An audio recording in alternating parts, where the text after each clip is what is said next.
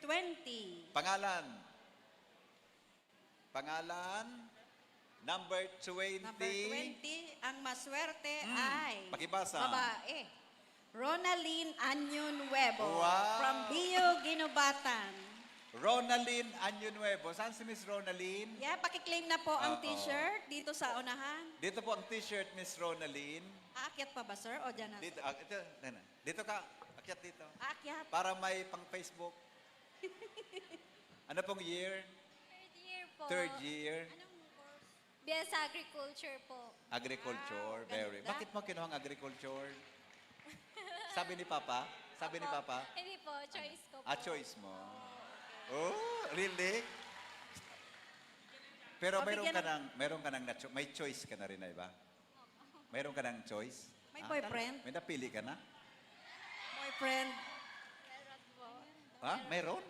Very honest na. I like Ang that. ganda kasi niya. Dapat Tinan mo kasama? naman. Kasama ngayon? Kasama ba ang boyfriend? Hindi kasama? Wala? Iniwan mo? Sige. Ha? Sa ibang course. Anong course niya? Baka may na... Of course. Architect. Ay, wow! Architecture? Wow, ang galing magkanyan. Magaling anong trabaho ka architecture, Ma'am Lovella? Nagdo-drawing. Nag-drawing? The drawing niya ang puso mo. Di ba? Congratulations. Congrats. Opo. Bye-bye. Ay, gusto, tapak ng kamay. Okay. Next. 13. 13. Sa balik. 13. Cesar. Ay, tama ba? Cesar Ling. Cesar. Ay, tama ba? Cesar Ling Ong Kaso. from Bio Daraga. Ay, Busay Daraga. Kuwan po Ay, ini. si sir. Barangay Kagawad po yan. Ay, kagawad. Gary, postgraduate na po yan, madami. Okay. Kala ko nagtitake pa din agriculture. Ang itsura. Congratulations po si... Congrats po, Councilor sir. ka po sa barangay? Yeah, congratulations, Migo. Thank you Okay. for coming po. Thank you for coming. Next.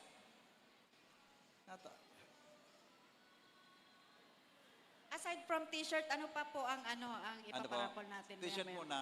Bago pong tapos, ma'am, motorsiklo muna sa May sakyan. motorsiklo. Ayun, nakita ko yata nakapark sa likod. Apo.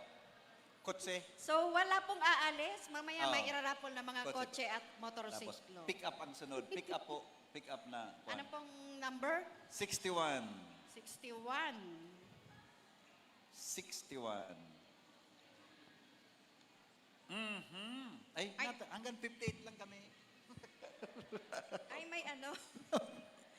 May scam. Hanggang 58. Ay, Sobra. Hanggang 58. sobra yung number. Tingnan mo, Jasmine, tingnan mo nang may nagparehistro. Wait. 64? Walang 64. Hanggang 46 58 na lang. Gawin mo lang 46. 64 eh. Di ba? Wala. May nagparehistro dyan. Pangyari sa Maabaka. Yung pinakamagandang sulat na lang, sir, dito. Oo. Tama mo. Ay, 51 at 21. 21. 21. Dale. Ano? Dale Irene Dale? Del Puerto. Irene Del Puerto. Del Puerto? Oo. Saan? Okay. And may mga dala po pala kaming mga IEC na ipamimigay sa lahat ng mga nag-attend dito. Opo. So, i-distribute na lang po dyan sa inyong mga upuan. Anong dala niyo, ma'am? Ayan, no? Mga IEC, mga reading materials po on production guide sa pagtatanim. I thank you. Good afternoon. Boyfriend? Na ano tayo doon? Boyfriend? Tama yan. Wag muna. Huwag muna mag-boyfriend. Mga manluloko yan paminsan. Okay. Tama. Ikaw, ma'am, mundo bali. Naloko ka na? Na? Naloko ka na? Naloko? Oo. Hindi. Ako yung mangluloko. Hindi, joke. Ayoko. Okay, to start our forum this afternoon, I'd like to introduce to you our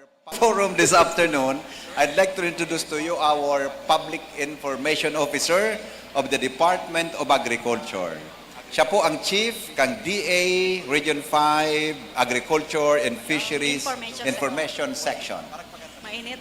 Madam Lovella Guarin. Parakpaganda po siya. Thank you, Sir Henry.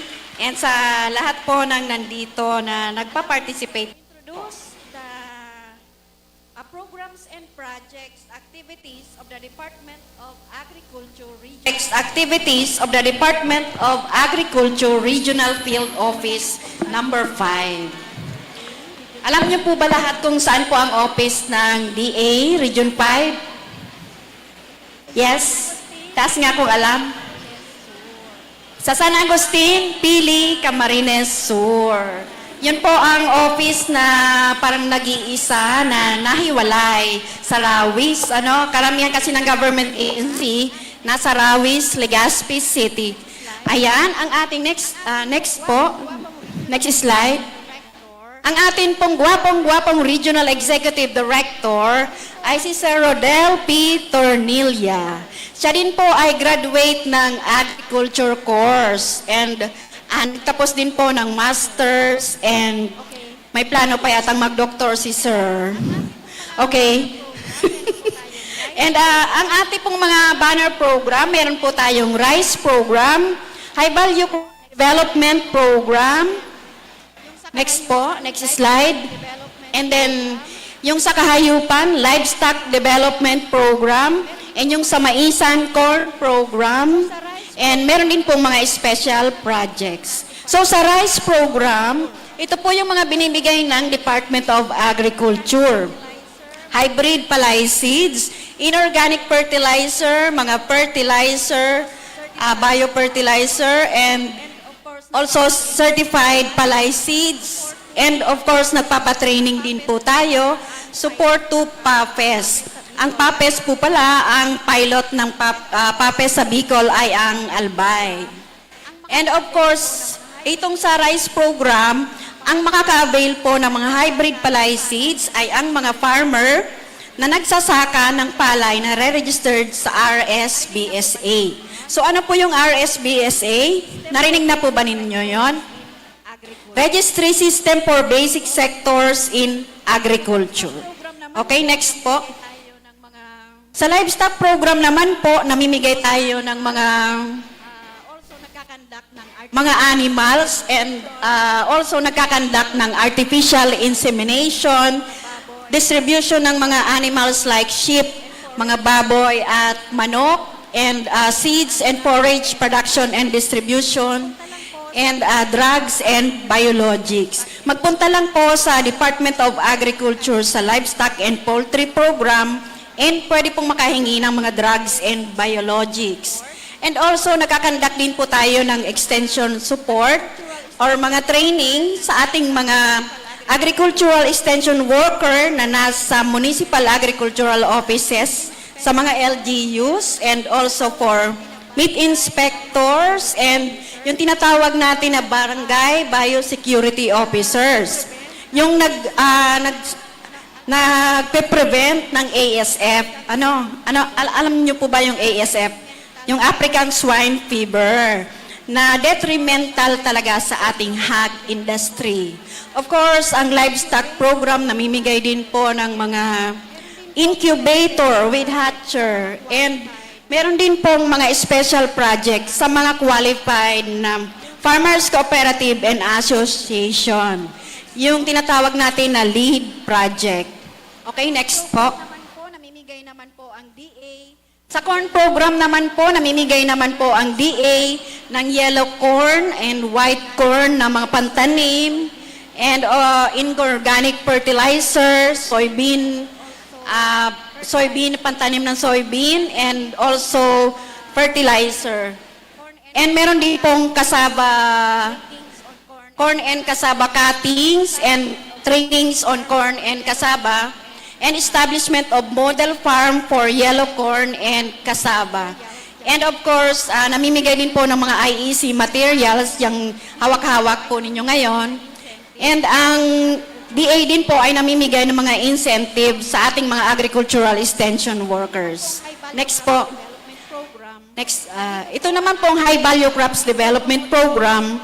Nandito po ang ating mga major commodities like yung pineapple, mga gulay, like yung pinakbet, yung ampalaya and talong, and also nandyan din ang mga emerging crops like dragon fruits, bamboo, yan po yung nagbibigay ng support sa mga commodity na yan, sa mga farmers na nagtatanim ng mga ganyang commodity. So anong binibigay ng high value crops? Yung mga vegetable seeds na pwede po ninyong mahingi sa mga municipal agriculture offices sa inyong lugar. Sa amin po yung galing. And also yung mga planting materials ng PE, bamboo, mga rambutan, chico. Meron po tayo niyan doon sa San Agustin, Pili, Camarines Sur. And we also have fertilizer and conditioner, yung mga farm inputs, UV plastic, pero sa mga farmers cooperative and association na po yan, hindi po sa mga individual farmers. So we also have contest, yung gulayan sa barangay and pagandahan ng mga school garden, yung gulayan naman sa paaralan. We also have sa amin na naman po yan sa information radio plugs and sa amin na naman po yan sa information section. Nagkakandak po kami ng mga awareness campaign through radio plugs and mga success stories na pinipicture natin sa Facebook page po natin. So, i-like and i-follow po ninyo ang aming Facebook page, Department of Agriculture Bicol. Okay, next. Ay, meron din po tayong mga solar-powered irrigation na mga small solar-powered irrigation na binibigay sa mga farmers cooperative and association. Next. Ito din po ang panglimang banner program ng Department of Agriculture, yung Organic Agriculture Program na namimigay naman po ng mga assorted vegetable seeds, African Nightcrawler, alam po ba niyo? Bulate, yung alulunte, ano po, molasses and animals din like chicken and farm supplies. Nagpapatraining din on PGS or yung bagong accreditation for organic agriculture, yung Participatory Guarantee System.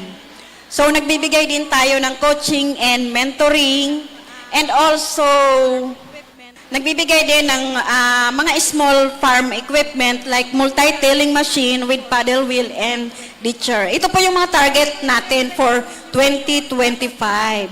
So yung mga ire-request po ninyo ngayon, probably maitatarget po namin yun for 2026. So hindi po kaagad-agad pag nag-request kayo ay matatanggap na. Itong mga nandito po sa 2025 kasi mga 2 years or 1 year early, yung aming planning and preparation, medyo inaabot po ng 1 year bago nare-receive.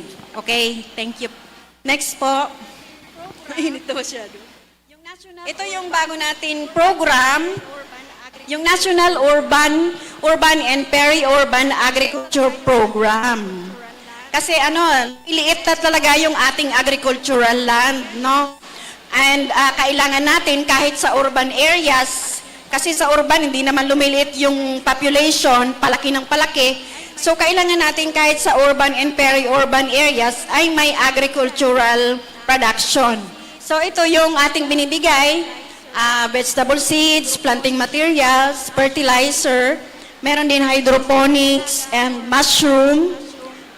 Yung gustong mag-alaga or magparami ng mushroom, pwede pong pumunta sa aming opisina para maturuan kayo and mabigyan ng mga mushroom, yung pang-start, anong tawag doon? Starter kit. Yan. Wala po kayong gastos. Ang kailangan lang ay may sipag at tiyaga. And then pwede kayong yumaman. Marami na po kaming natulungan na nagsimula, walang magawa sa bahay, yung mga mother, kundi magatid sundo sa anak, nag-training sa mushroom and ngayon ay successful entrepreneur ng mga mushroom chicharon and iba pang luto galing sa mushroom. Meron po tayo dyan sa exhibit na mga mushroom products, pwedeng ninyong matikman. And we also have mga machinery din na binibigay, rain shelter, net house, yung mga greenhouse. Ito pong urban and peri-urban agriculture program ang nagbibigay po nito. And of course, paano ma-avail itong mga programang ito? Kailangan pong mag-letter sa ating Regional Executive Director and ilagay lang po yung kung ilang area ang tataniman ninyo and ano po yung request ninyo na itatanim and ano pa yung kailangan ninyong equipment na baka pwede po natin maibigay. Kung wala naman pong association pa, yung mga magulang po ninyo, encourage po ninyo na mag-member sa mga association para magkaroon ng maraming mga proyekto or project galing po sa Department of Agriculture. Next po. Yung pinakahuling program, ang halal.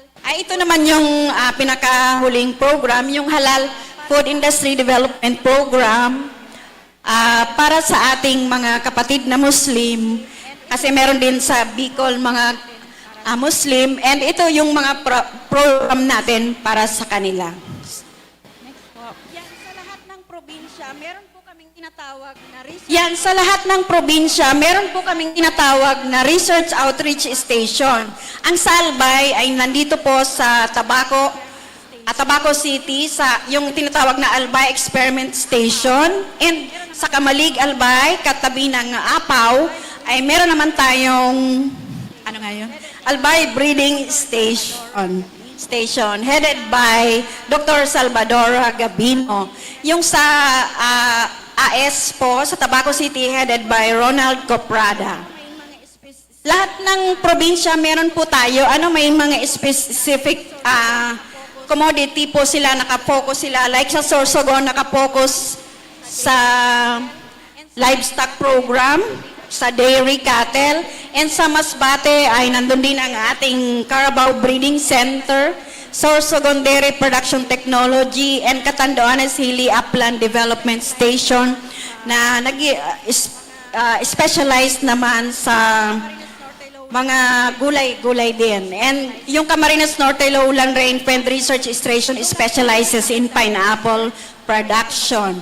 So lahat po yan nagkakandak ng research, pwede po mag-internship dyan, and pwede din na mag-request ng iba't ibang mga programs ng DA Regional Office na binababa po sa kanila.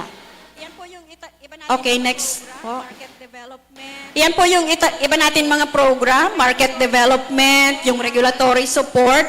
Yung regulatory support po ay yung nagbibigay ng mga permit sa, halimbawa, sa shipping permit sa mga animals and mga permit on pagkakandak ng mga dog show, dyan po sa amin kinukuha. And also, yung mga slaughterhouse, kami po ang nagbibigay ng permit. And also, yung market development services, kami po ang nagpapadala na dito sa mga exhibitors na ito, in even abroad, nagpapadala po kami sa abroad na mag-exhibit sa Singapore, Dubai, name it, we have it. Yeah. Wow, di ba? Ano na, mag-avail na kayo? Mag-entrepreneurship na kayo? And also, we have gender and development, we have support to senior citizen, and iba pa. So next po. Lapas na yata akong 10 minutes. Okay, next. Yan na yan. Yung Licensing. sa registration and licensing, yung sa regulatory division, issuance of license on animal facilities, endorsement to Bureau of Animal Industry for event clearance, animal event, for plant nursery accreditation, planting material certification, and ano pang iba. Basta mga permit po. Anyway, nasa website po namin, bicol.da.gov.ph ang aming mga services. And also, you can email us for inquiry at darapid5@yahoo.com. Okay, next. Next po. Ano pa? Project naman. Meron pa ba? Ito po yung ibang mga project naman na ini-implement pa ng Department of Agriculture. Of course, ang pinakamainit ngayon, Farm to Market Road. And of course, mainstreaming climate resilient agriculture. And then ito yung registry system for basic sectors and agriculture. Yung special area for agricultural development. And yung para sa mga katutubo po, itong kabuhayan at kaunlaran ng kababayan, katutubo. And yung pinaka-latest, yung National Soil Health Program, kung saan meron na po tayong mobile soil laboratory na umiikot para po mag-conduct ng soil testing. Libre lang para sa lahat ng mga magsasaka sa Bicol. Okay, next po. Ito yung pinaka-focus. Ito yung pinaka-focus namin ngayon na strategy, yung farm and fishery clustering and consolidation. Kasi kung ang mga farm natin ngayon, ang average 1 hectare, medyo kulang sa volume yung napoproduce, kaya kinakluster natin. Ano yung lahat na rice area, kinakluster, corn area, nakakluster. Ang tawag po doon, farm and fisheries clustering and consolidation. So next po. Next po. Yung PAPES, yung albay po yung lead dyan. Next po. I thank you. Meron pa pong isa. Ito pong kasi nakita ko yung ating Team ay tungkol sa building resilience, yung ating team ay tungkol sa building resilience sustainable practices in agriculture. So magtatanong kayo siguro, ano ba yung ginagawa ng DA to build the resilience of farmers?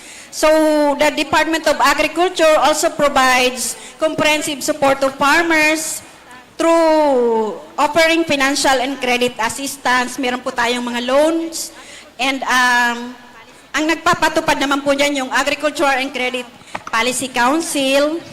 And we also have crop insurance that safeguard farmers against financial losses from natural disasters na pinatutupad naman po ng PCIC or Philippine Crop Insurance Corporation. We also provide capacity building training through on-site extension services and workshop on modern farming technologies, pest control, and sustainable practices. And we also equip farmers with technology but also skills and knowledge they need to succeed in constantly changing agricultural world. gumagamit na So meron din po tayong gumagamit na po tayo ng drones for precision farming. Alam po niyo yung drones? Yung parang maliit na eroplano, yun na po yung gamit natin ngayon sa pagsasabog ng mga binhi ng palay dito sa mga clustered areas na ito. Ang sinasabi po natin clustered areas ng palayan, ang minimum 50 hectares up to 100 hectares. Ang pinakamalaki nating cluster is 750 hectares. So, isang lipad lang po ng drone nasabwagan na lahat ng binhi. So, nabawasan na po tayo sa labor, sa seeding, rice seeding. And meron din po tayong efficient monitoring of crop health, targeted application of fertilizers and pesticide, and more accurate damage assessment after natural disasters. resources, So madami po kaming mga website, resources na pwede ninyong makitaan ng aming mga product for building resiliency in agriculture. Nandyan po ang Philippine Rice Information System or PRISM. Ito po ay real-time ang data. Nandiyan nakalagay kung ilan yung natanamin natin ngayon, ilan yung maaani in the next months, and kung saan ba yung, basta i-visit na lang po ninyo, Philippine Rice Information System. Meron din po tayong mga climate information services na nasa website din po natin, and we distribute new breeds of crops, livestock, and poultry, and machineries, and other mature technologies that are mainstream and adopted by the private sector and farmers, cooperatives, and association. So yun lang po, parang tulog na yata. Thank you, Ma'am Sana Lubella kayo Corin. natutunan. May tanong po. May tanong ba? May tanong? Pwede nang magtanong. Pwede na ako. Anong Hindi tanong ako mo, Brad? magtatanong. Wala kang tanong. Wala. Hindi ako May magtatanong. hapon po. Magbigay ng dalawang programa ng DA, parang teacher seriously. Ano ba kasing pag may t-shirt? Duwang programa po kan DA may kinalaman sa livestock program. Wow, sige daw. Okay, ano yung services? Dalawa ang kailangan, under di ba? livestock? Marami kang Yes, sinabi, di ba? Madami yung livestock. Dalawa lang ang kailangan ko, ma'am. Oh. Mabigay po ng dalawa na programa ng DA. May clue, 2 letters lang. 2 letters lang? Oo, Ah. yung isa. 2 letters lang? 2 letters lang see? yung isa. 2 letters. Ano po? Artificial? Insemination. Pakiulit po. Artificial insemination. Ay, magaling. Anong Bicol ka na artificial insemination? Anong Bicol? Paano? Bicol. Picturo usain doon sa klase yan? Yes. Tinuturo? Artificial insemination? Po, pero pahapyaw lang. Para po sa ano, ma'am, sa animals lang yan, ano?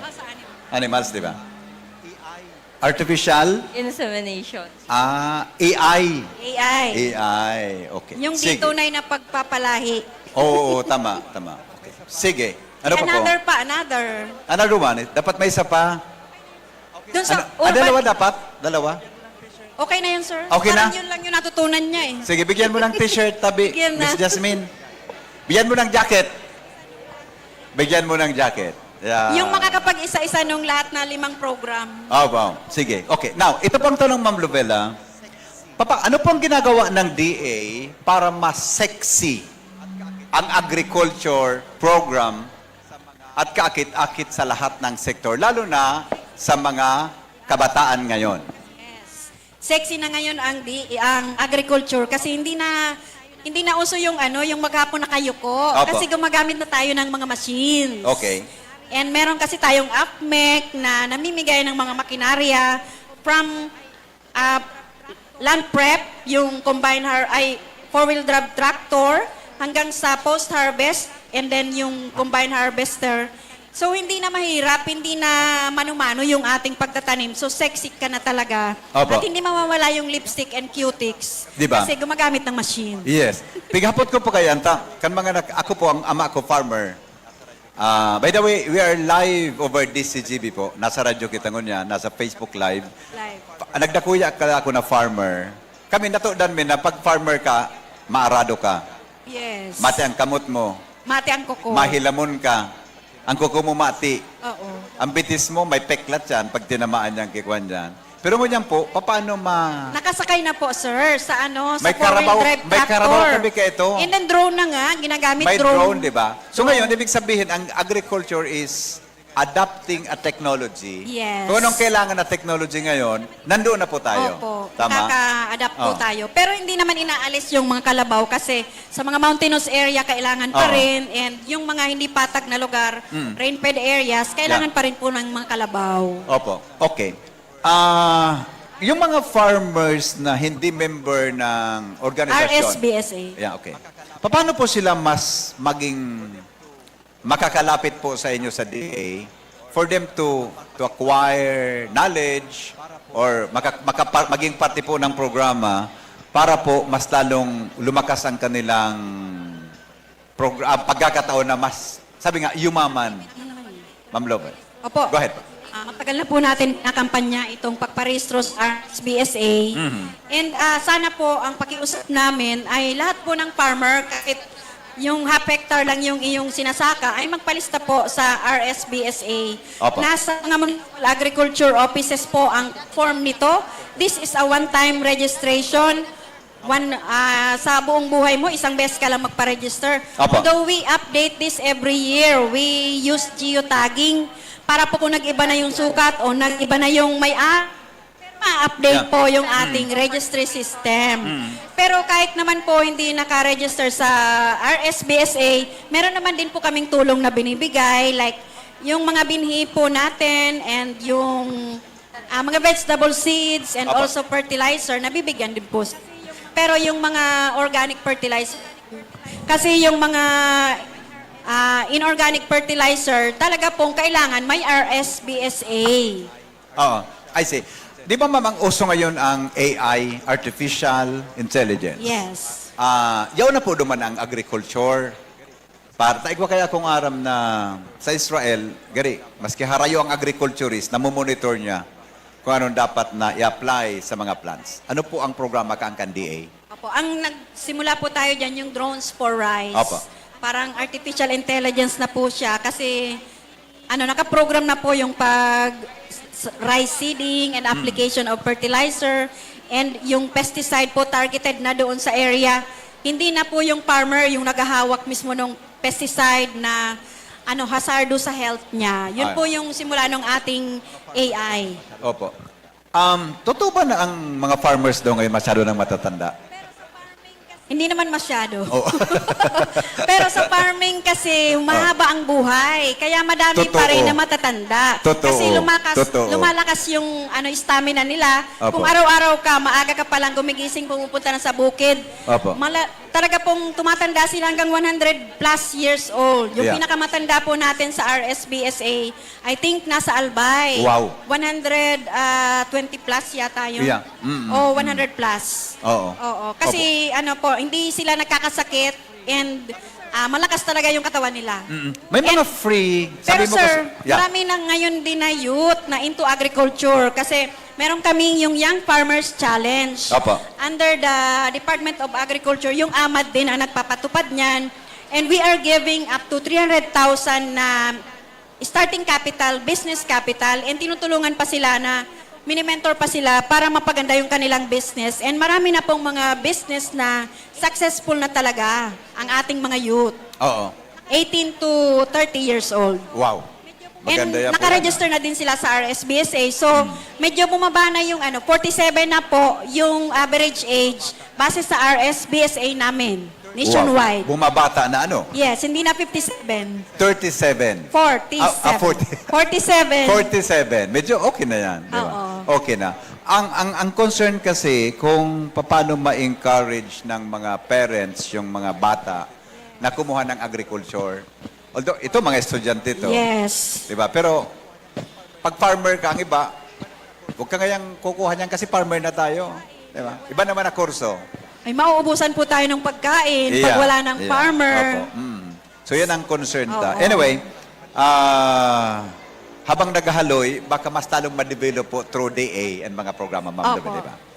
Okay. Any further question? Ay, sige, Angel. Sir, may question ako kasi may, hi Ma'am Love, may nagpapatanong po kasi ang Sangguniang Kabataan, dati daw po, siyam yung Centers of Youth Participation and last year lang, naidagdag po ang tungkol sa agriculture. Nagpapatanong lang po ang mga SK kung ano daw po ang mga programa ng DA na pwedeng i-adopt at the same time ibaba po para sa youth participation po. Yung pong urban and peri-urban agriculture, karamihan po dyan ay mga youth ang nag-i-engage.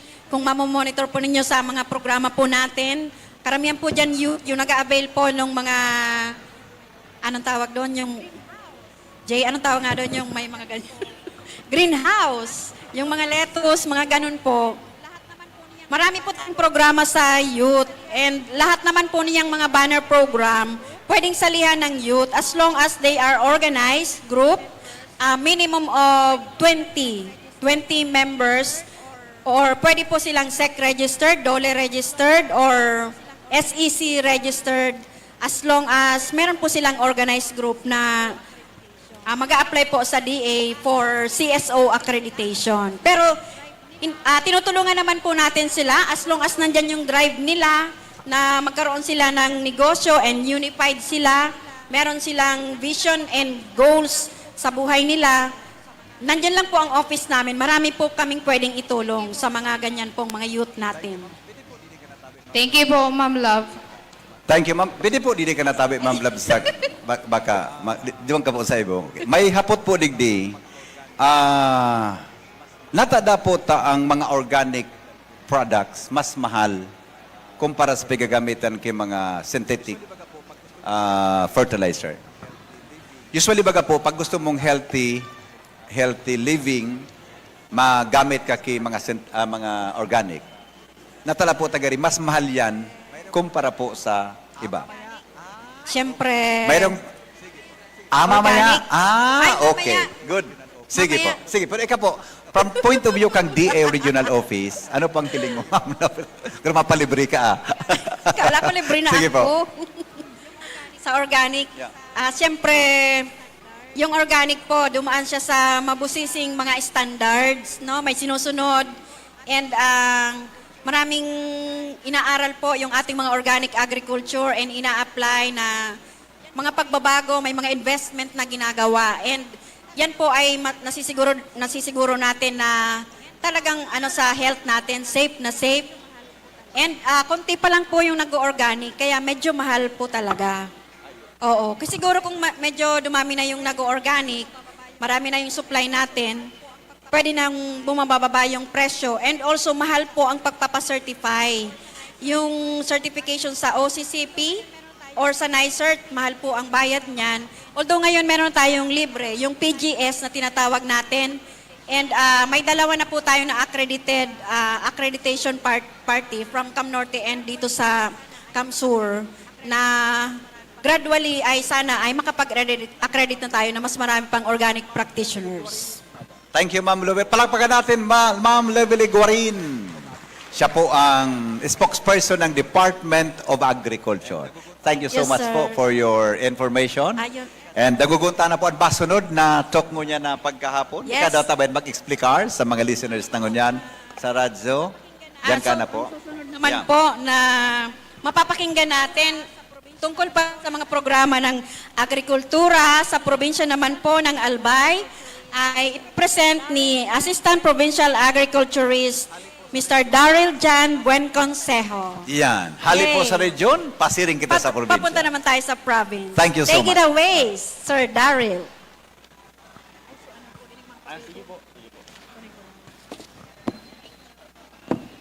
Good afternoon sa Gabos. Good afternoon. Right, so good afternoon sa Gabos. Good afternoon. Hep hep. Good day pa ng udto. Hello. Hep hep. Hooray! Yan, dapat po ganyan na yung energy kasi kakakailan natin. And alam ko this is Siesta time. And yung nakikita ko dyan na natutulog, tatawagin ko po talaga, no? Kasi itong topic na to, my presentation is about the Albay agriculture situationer. So makikita natin ano ba yung sitwasyon ng agrikultura sa ating probinsya, sa Albay. So lahat naman ata dito taga-Albay, no? So and specifically para sa ating mga students, magagamit niyo po itong mga datos na to sa inyong pag-aaral. So again, good afternoon. Diba? So sabi dyan, agriculture plays a vital role in the economy of our province, di ba? Alam natin na ang probinsya ng Albay is an agricultural province, di ba? And most of the livelihood of the people here is devoted in agriculture, like farming, fishing, and others activity that supports in agriculture. So with this presentation, maintindihan natin ano ba yung sitwasyon ng agrikultura sa ating probinsya, ano yung mga cause kung bakit siya bumababa yung production, ano din yung mga possible intervention na pwede nating i-avail or i-adapt. So sabi dyan, the profile of Albay, being located tayo sa southern part of Luzon, Albay has 15 municipalities, 3 cities, and a total of 720 barangays. Sige po. So, yan, kung makikita nyo po, the total land area of Albay is 149,984 hectares. Di ba? Medyo malaki. And 58% of the total land area ng Albay is agricultural land. Kaya, syempre, the major industry activity here, syempre, agriculture. And we are divided into 3 congressional districts. So, yan, makikita nyo po, from 1st district, 2nd district, 3rd district, kung gaano kalaki yung mga agricultural land.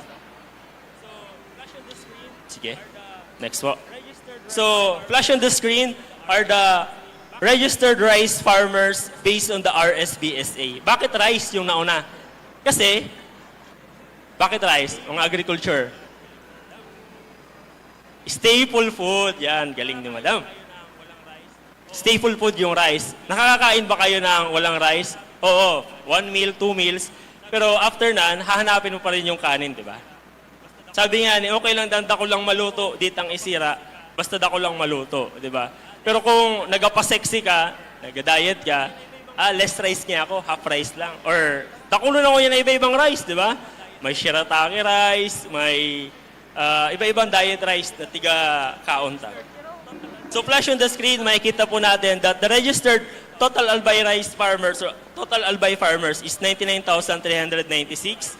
And yun nga po, the total land area na devoted for rice is 246,667 74.98 hectares. So from 1st District, 2nd District, and 3rd District.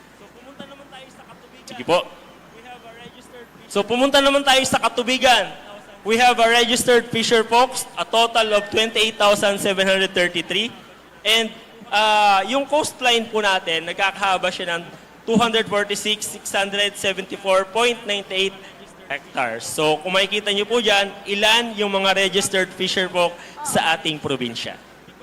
So bakit sinasabi natin registered? Because everyone that is engaging in agriculture, in farming, in fishing, should be a registered farmers or fisher po. Palagi po natin yan pinapaalala. Sige po. Ito, papahapyawan ko lang po, ano? Ito yung mga iba-ibang agri-fishery profile sa ating probinsya. So, yan, makikita niyo po kung gaano karami yung rice, sa corn, sa high-value crops, sa cassava. Sige po. Sa coconut, malaki din. Diba? Meron tayong 100,000 plus hectares na pinagtataniman ng coconut. Sa abaca, then pili. Alam niyo po ba yung abaca and pili, isa siya sa priority commodity ng ating probinsya. We have an approved PCIP or the Provincial Commodity Investment Plan kung saan detalyado makikita natin yung kanya-kanyang role ng mga stakeholders of the value chain process ng produkto ng abaca and ng pili. And sa Bicol region po, kilala yung pili, di ba? And one of the major producer ng pili, bukod sa Sorsogon, is tayo, is Albay. And of course, cacao. Cacao is one of the priority flagship program ngayon ng ating Department of Agriculture, di ba? As nakita ko po during the Cacao Congress na conducted dito sa Bicol, our DA Secretary pledge of 1 million cacao seedlings for the whole Bicol region. Sige po. Next. Yan, sweet potato. Kumakain ba kayo ng kamote? Talaga? Yun, si ma'am. Isa rin tayo sa major producer ng kamote. And alam nyo po, sa Bicol region, we are the second largest or second biggest producer of kamote in our province. Or in the Bicol region, rather. Then, fisheries. Livestock, yan, marami tayo. Mga dairy cattle producers, swine, native chicken, goats, and etc. Lahat ng iba-ibang ruminants that cultivable po dito sa ating probinsya. Next. Yan, we also have the sheep, carabao, cattle, turkey, rabbit. Kumakain ba kayo ng rabbit? Diba? Di, kasi meron tayong programa para sa rabbit meat production. Masarap din. Nakatikim na ako, longganisang rabbit. Sige po, next. Ito po, papakita ko lang sa inyo kung doon sa 3 years natin, starting 2022 to 2024, kung paano or ano yung sitwasyon ng ating rice industry sa ating probinsya. Makikita nyo po dyan, flash on the screen, makikita nyo po, doon sa ating area planted, starting 2022 to 2024, pababa, di ba? From 61,000 hectares sa 2024, naging 57,000 hectares na lang. Bakit kaya? Sa tingin nyo? What are the possible causes of this? Siyempre, papasok na dyan yung agricultural lot conversion. Ba? Possible. May mga ibang lugar na dinaanan ng baha na hindi na matataniman. So there are different causes or reasons. And kung makikita din nyo po dyan, sa area harvested, pumaba din tayo. And yung rice production natin ng 2022, mataas, 248,000 metric tons. Pag 2023, naging 258,000 metric tons. Then bumaba siya ng 2024 ng 200,000 metric tons. Bakit kaya? Dahil sa bagyo. Dinaanan tayo ng Typhoon Christine. Yun po yung isang possible cause, isang major cause talaga kung bakit bumaba yung ating rice production. Next po. Kung makikita nyo po, this is the average yield ng ating palayan. Averaging 4.39 metric tons or producing almost 88 or 87 kabans per hectare. So, di ba, pababa. But our goal, the Department of Agriculture goal, kasama yung local government units, kasama yung academe, lahat ng farmers is to increase our rice production. Although rice sufficient naman tayo dito sa ating probinsya, pero kailangan nating pataasin. Kaya nating tumaas pa from 88 kabans per hectare, pwede natin yan gawing 120 kabans to 140,000 kabans per hectare. Sige po. Next. Yan, sabi po dyan, rice self-sufficiency level natin is bumaba noong 2024 because of first drought, di ba? 2024, first quarter of the month, may El Nino tayo, drought. Then, on the third quarter of the year, nandun na si Typhoon Christine, may Typhoon Enteng, may flash flood. Then, on the late part of the year, shear line, grabing ulan.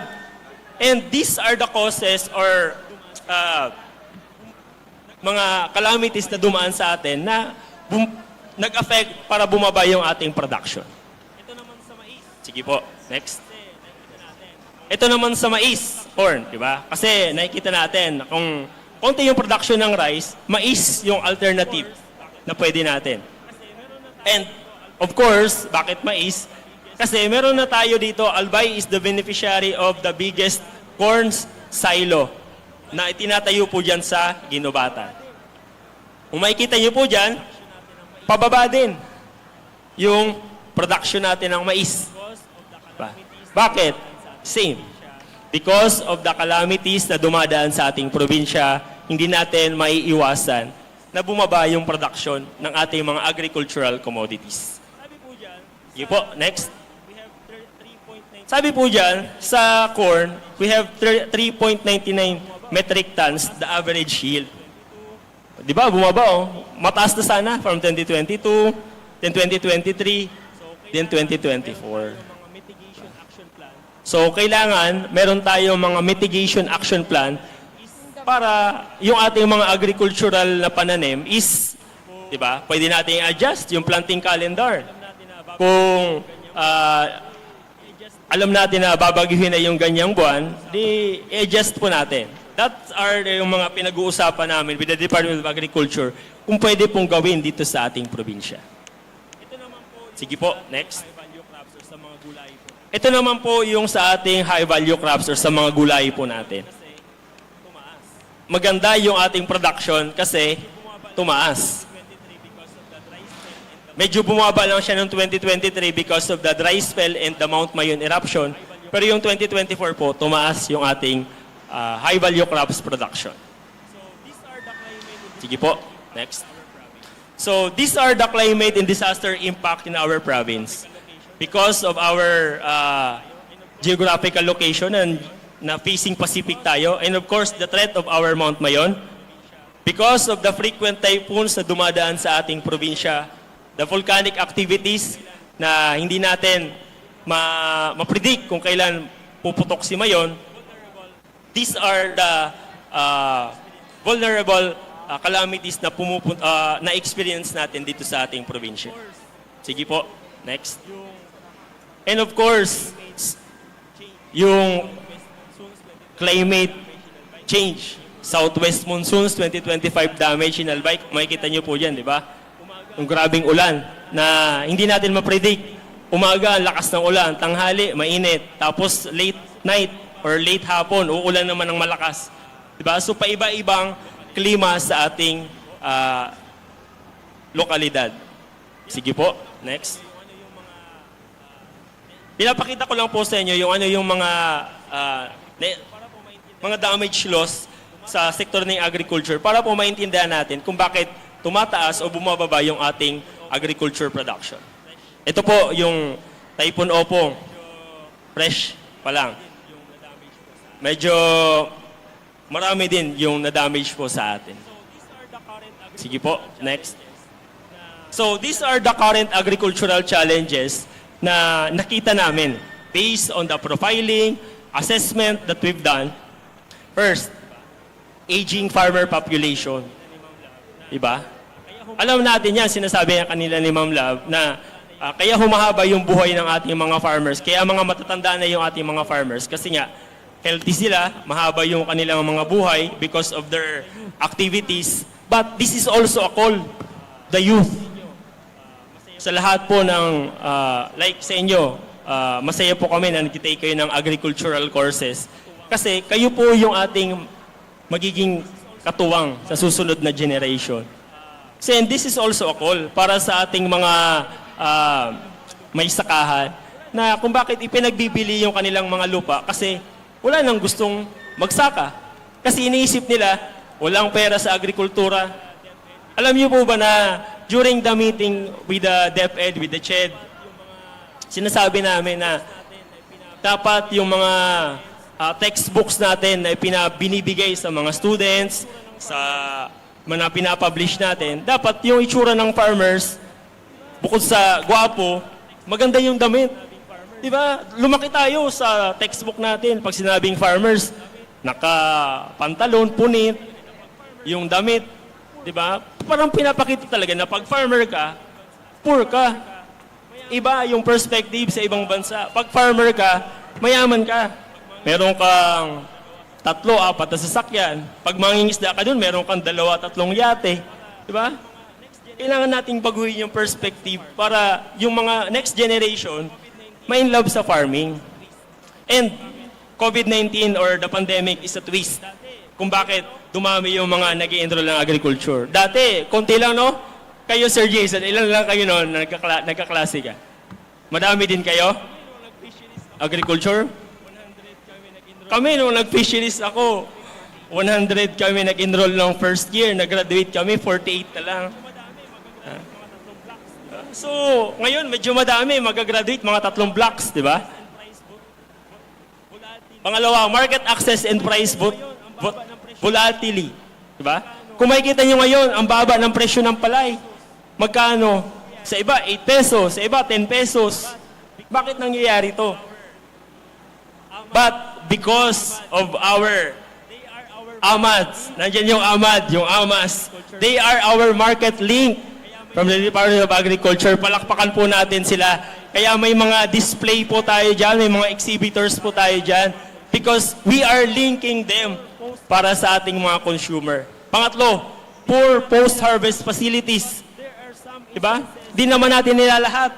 But there are some instances na yung pagkakagawa is hindi naman talaga sang-ayon dun sa plano. Pang-apat, limited mechanization and access to technology. In some areas, this is also happening. Nakaka-access lang yung nasa urban areas, but in the rural, paano? And dyan, kailangan tayo, agriculture extension workers, pumupunta sa mga bulubunduking lugar kung saan wala ng signal, hindi ka na makapag-I love you kay crush. Panlima, pest and disease outbreaks. Although this is a seasonal or hindi naman natin inaasahan, hindi naman to talaga palaging meron, may mga instances lang na nagkakaroon, but sabi nga natin, dapat proactive tayo. Diba?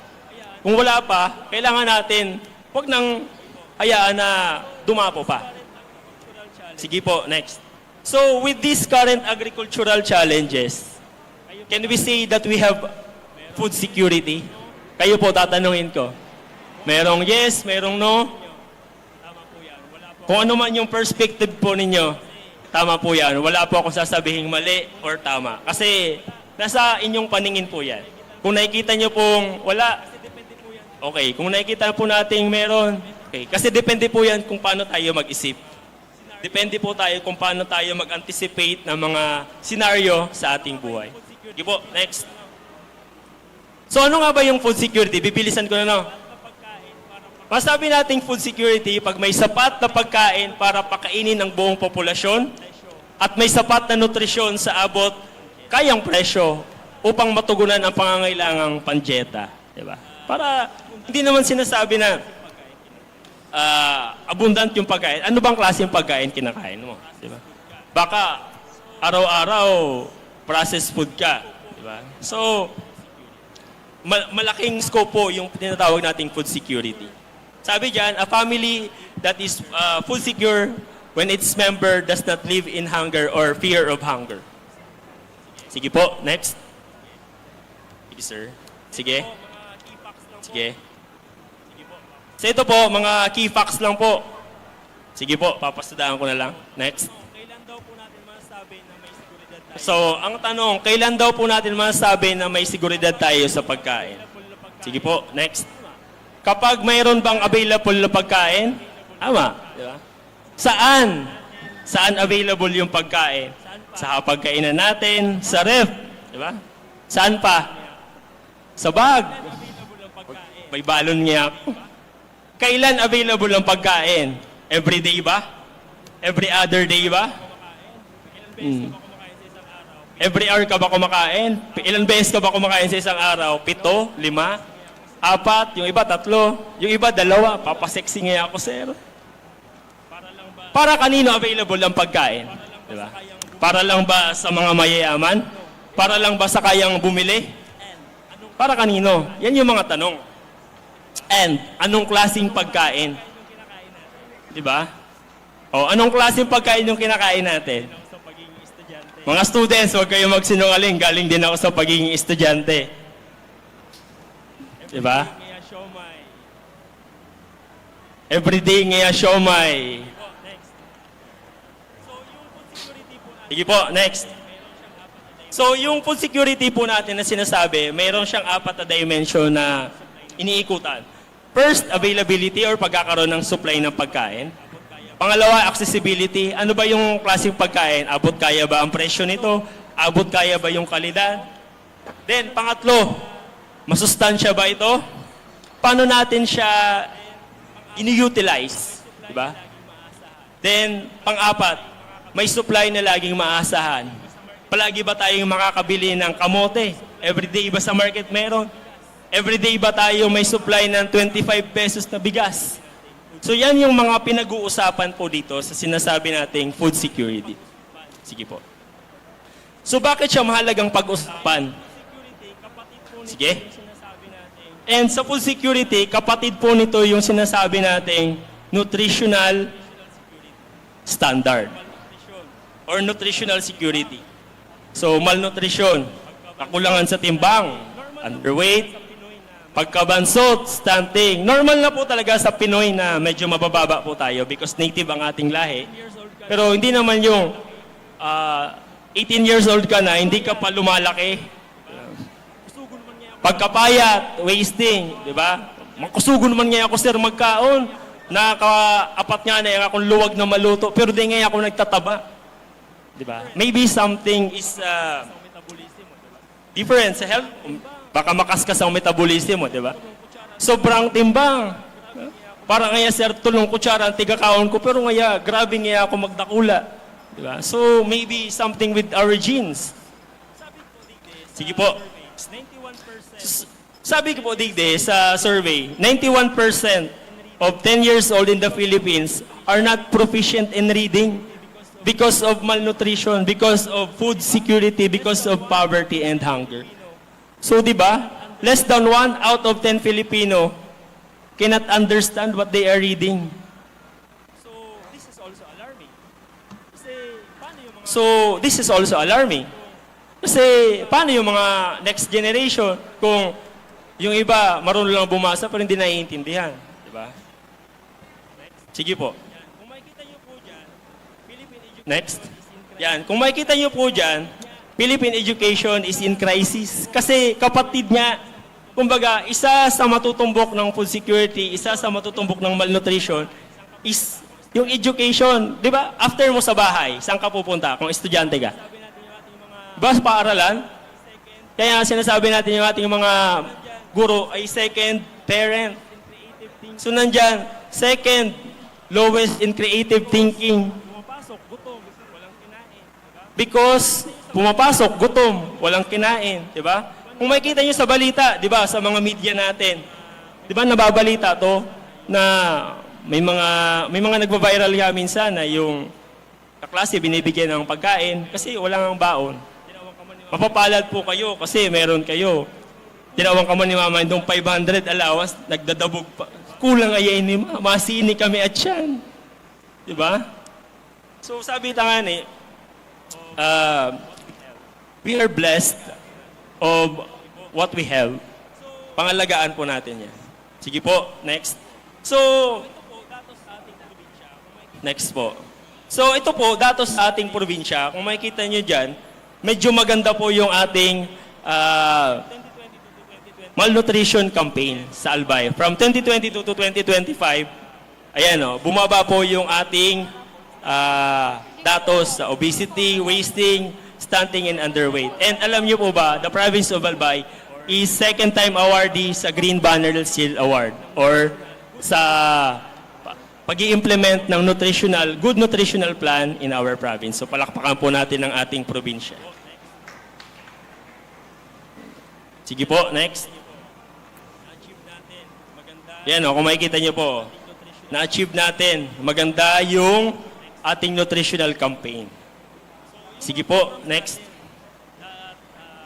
So, yung mga programs natin that combats the malnutrition of young ages in partnership, in coordination with Albay Provincial Agriculture Office and Provincial Veterinary Office, we supply milk. Kung nakapunta na po kayo dun sa aming opisina sa Albay Farmers Bounty Village, meron tayong dairy plant doon.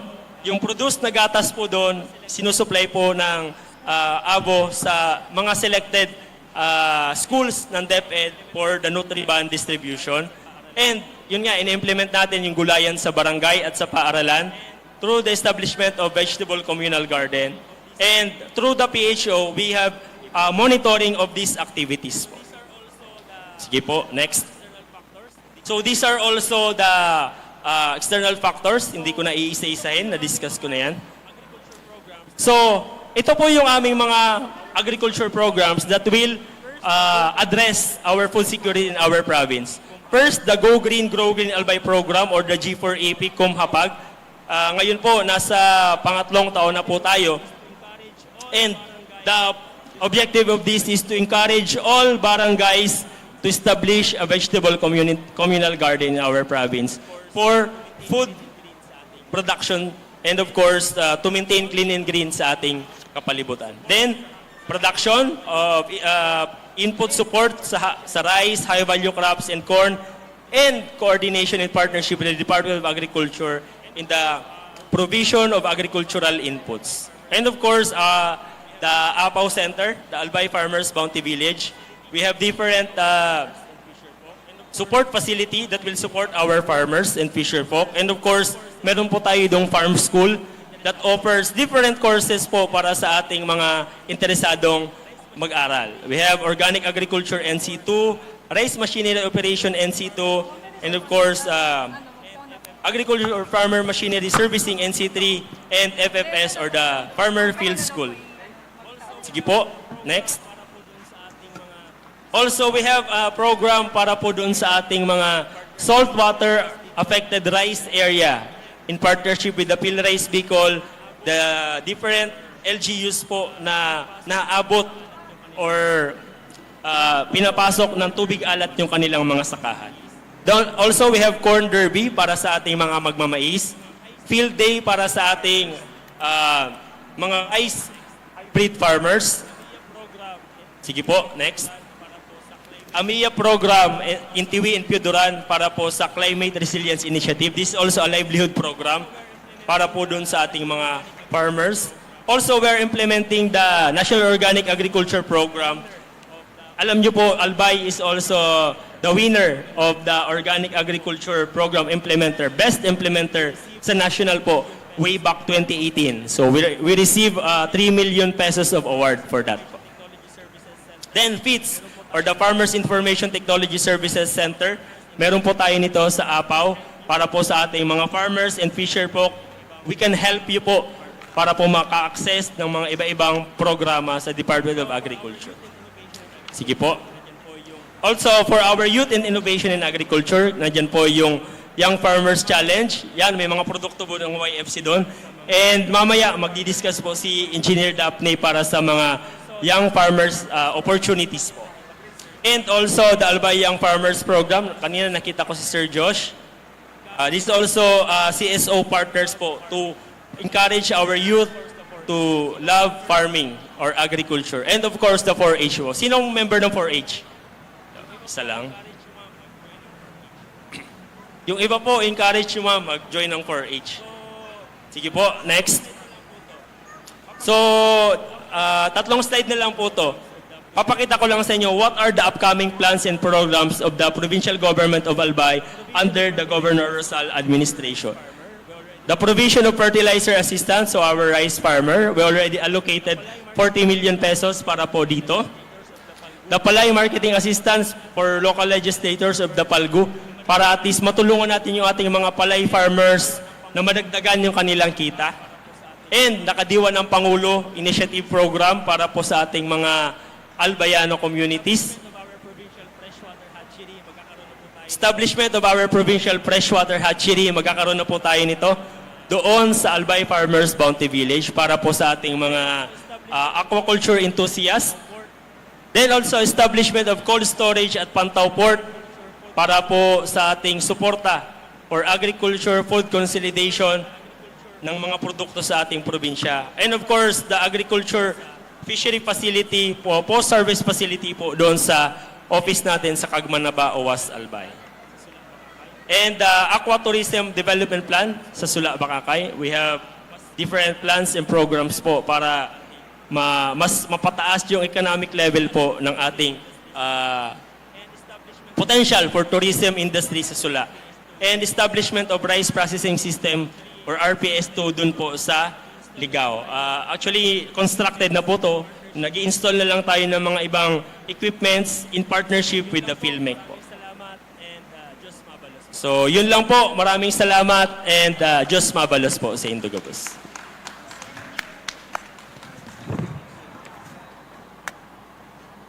Thank you, Sir Darrell Buen Consejo. Yeah. Duman ka na po, sir. Tamay nagkapere kitang hapot. Ma'am Love Villamara na po di kita. Baka may mga clarifications kita sa satuya tabi na resource person mo niyan. Pero tabi kisarong microphone. Iyan. Okay. Sige po. May hapot po kamo dyan. So mga estudyante, Ika po kamong hapot. May hapot po kita. Huwag mahiyang magtanong. Ika nang na Ma'am Love Villa tabi. Gusto ko po yung mga students ang magtanong. Oo, talaga Sige po, ang magtanong may premyo. May tanong po. Alright, sige. Question? Sige po, go ahead. Ako na lang. Sige po. Ayaw nila. Sige po, go ahead. Yun po kung Sir Darrell, pwede pong paki-explain. Kwan, madala po ma'am. Yung microphone, pakibigay mo kay Sir Darrell. Sige po, go ahead. Yung PALGU, yung sa palay, ano bang programa po yan? Kasi talagang mababa ngayon yung presyo ng palay. Yung sa So may Palgo. programa pala yung Albay. Actually, we already talked naman po sa ating sa governor. Very supportive naman ng ating governor para po dun sa ating Palgo. And of course, sa Sangguniang Panlalawigin ng Albay, through our Committee Agriculture Chairperson, BM Das Maronilla, for the policy para po dito sa Palgo. Kasi nakapag-implement na po tayo nito last year, amounting to 3 million pesos. And lahat ng mga nabigyan po natin is yung mga rice farmer or palay producer na pinagbibili yung kanilang produkto sa NFA. And we're hoping na for 2026, sana makapag-implement po tayo. Ang propose po namin is 5 million pesos. And ngayon, nasa budget preparation pa lang kami and deliberation. And we're hoping na sana ma-approve po yung aming proposal for this. Yung Palgo, cash po assistance po yun. Kano po yung assistance? Yung last time, I think 2 pesos per kilo. So ngayon, titingnan namin kung kayang 3 pesos. Depende po sa guidelines na ibibigay po ng NFA. Maganda. Magandang program po yan ng Province of Albay. May dagdag na 2 pesos ang kada kilo na Kada kilo. ibebenta nila sa NFA. Apo, Sir Darrell, may na-mention ka pong mga challenges kaso bago. Paano po pwedeng ma-overcome ang challenges na yan? Sabi ko po nga we have different programs na tigi-implement po Apo. digdi. And sa mga challenges na ngayon na nahihiling tayo is itong mga climatic challenges, di ba? Yeah. Sa Bagyo, sa Mount Mayon eruption. Apo. Ang sa Bagyo, igawa na kitang mga smart agriculture practices sa programa po ng Department of Agriculture and tig-adapt na po yun sa satuyang probinsya. And continuous po ang satuyang information dissemination sa satuyang mga parauma. And sabi na po nga ni, pag may mga araw kayo ng kalamidad, pero may mag-antisipar sa mga paabiso ng Department of Agriculture, sa satuyang opisina, sa probinsya, ani at least may salbar na pa sa mga tinanomta. And duman nga ni sa tigsabi ko, kung pwede may pong ma-adjust sa tuyang planting calendar sa rice, para at least sa mga maabot na panahon, kung tag-ura naman siya, at least tinanumta, kaipuhan niya man, nasa stage siya, nakaipuhan niya kidakol na tubig. Diba? So pwede na po yan bagoon. Yeah, opo. Saro po sa problema ay yung limited access to technology. Paano po madaling ma-overcome yan kan mga farmers for us to be able to acquire a sustainable, food security tabi, Sir Darrell? Actually, katuwang taman po digdi. Ang Department of Agriculture kaya katuwang taman ang mga munisipyo through our Municipal Agriculture Services or Municipal Agriculture Office. And sa pagi po nga ni kay itong FITS or the Farmers Information Technology Services na tinaupo kan DA, iyo po ito ang magiging katuwang para at least itingin sa tuyang mga farmers, fisher folk, maka-access duman sa mga information, mga bagong technology na tigi-implement kan sa tuyang sektor ng agrikultura. Kani at least magamay ninda kasi sa iba baga po dahil man lalo na ngunya nasa digital age na kita ba tig-encourage na sinda na i-adapt na sa tuyang current trend po ngunya. Yes, sa DA naman po ay ini-encourage natin po ang mga Farmers Cooperative and Association na mag-register doon sa RCEP accreditation kasi po ang RCEP ngayon, yung Rice Competitiveness Enhancement Fund ay tumaas na po 30 billion na yearly from 10 billion dati, and half of that is allocated for machineries. And ang namamahala po ay ang PhilMec. And ang PhilMec medyo kulang po yung nagpo-propose sa kanila ng mga machineries. So kailangan natin ng marami pang Farmers Cooperative and Association na mag-propose po ng mga kailangan nila and i-validate ng DA, ng engineering group para maka-avail po dito sa PhilMec sa RCEP Fund. Paano po yun nabakuan, ining for harvest facility? Paano po yan gari ma-overcome tabi, Ma'am Lubela, sa lado kang probinsya? Post-harvest po? Yeah, ining poor harvest Poor facility, one of the harvest. challenges na na-mention ni Sir Oo. Darrell. Kasi this has been the problem of farmers ever since. Maluyang nga po ang ani, maluyang nga po ang production. Diba? Pero madadangog mo na, kulong pong projects ang gobyerno na magayon po pag-implementar. Pero parang what happened po pag yaon na duman sa mga farmers? Sir Darrell or... So sabi na po nga ining mga post-harvest facilities these are support facilities po para po talaga sa satuyang mga parauma. And like ngunyan, di ba? Sa mga proposed na dyan is mga post-harvest facilities man.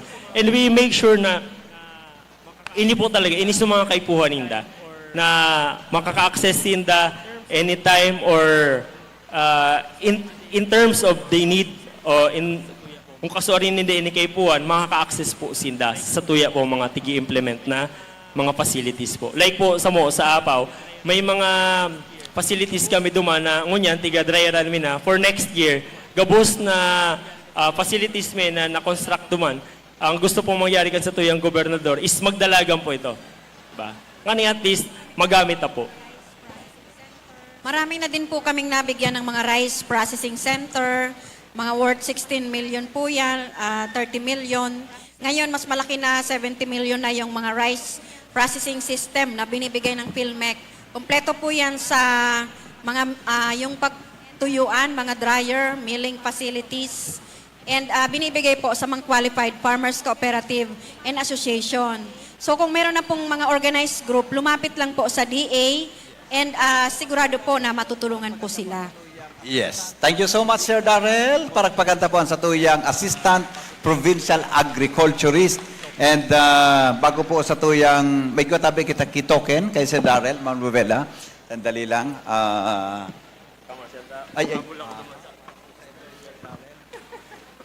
Aha, para po sa imo ni Sir Darrell. ka na tabi, Ma'am Lubel, ang magtao sa tuyang bisita. Iyan. Alright, sige po. Alright, thank you, sir. Thank you so much. Okay. Mga tugang iyampuan. Alright, thank you, sir. Thank you so much. Okay. Mga tugang iyampuan sa tuyang topic, ipinagpresentar niya po ang may kinaraman sa agriculture, situationer, with emphasis on food security. At masunod po, ma'am, ang topic is about agriculture, nasa na ba tayo? Oo, empowering communities through organic and eco-friendly farming approaches. Wow. Na Ay, ibibigay bato, ni Agriculturist 2 ng APAW, Mr. Francisco Obina. Yes, A round thank you, of sir. applause, please. Habang pakyat po si Mr. Francisco Bina, I'd like to acknowledge the presence of Dean Rachel Abion. Ayan, take Mga it away, taga-SL sir. Technology. Nandyan ba si Dean? Siya po ang College of Tourism Management Department Head ng SLTC-FI. Sabi nga kanina, di ba, yung agriculture and tourism ay magkapatid. Di ba? That's why we invited students from Tourism Department of SL Technology College Foundation. Okay na, sir. Go ahead po. Kayo na po, sir. Sige pa. So, marahay na hapon po sa Indugabos, Bicol University College of Agriculture. Doon din ako nag-graduate sa Bicol University College of Agriculture, major in agronomy and minor in animal husbandry. So, binigyan ako ng topic na empowering communities through organic and eco-friendly farming approach. So, next slide. Binigyan ko ito ng Tagalog para maintindihan nyo. So, ang pagpapalakas ng mga komunidad sa pamamagitan ng organikong at ekolohikal na paraan ng pagsasaka ay isang mahalagang estratehiya para sa pagpaunlad ng mga rural na lugar at pagtaguyod ng food security. Next slide. So dito sa Albay, sa lawigan ng Albay, tayo ay napapaligiran ng likas na yaman at kagandahan ng kalikasan. Ngunit sa gitna ng ating pagunlad, hindi natin dapat kalimutan ang ating responsibilidad sa pangangalaga ng kapaligiran at sa ating magsasaka. Okay, next slide.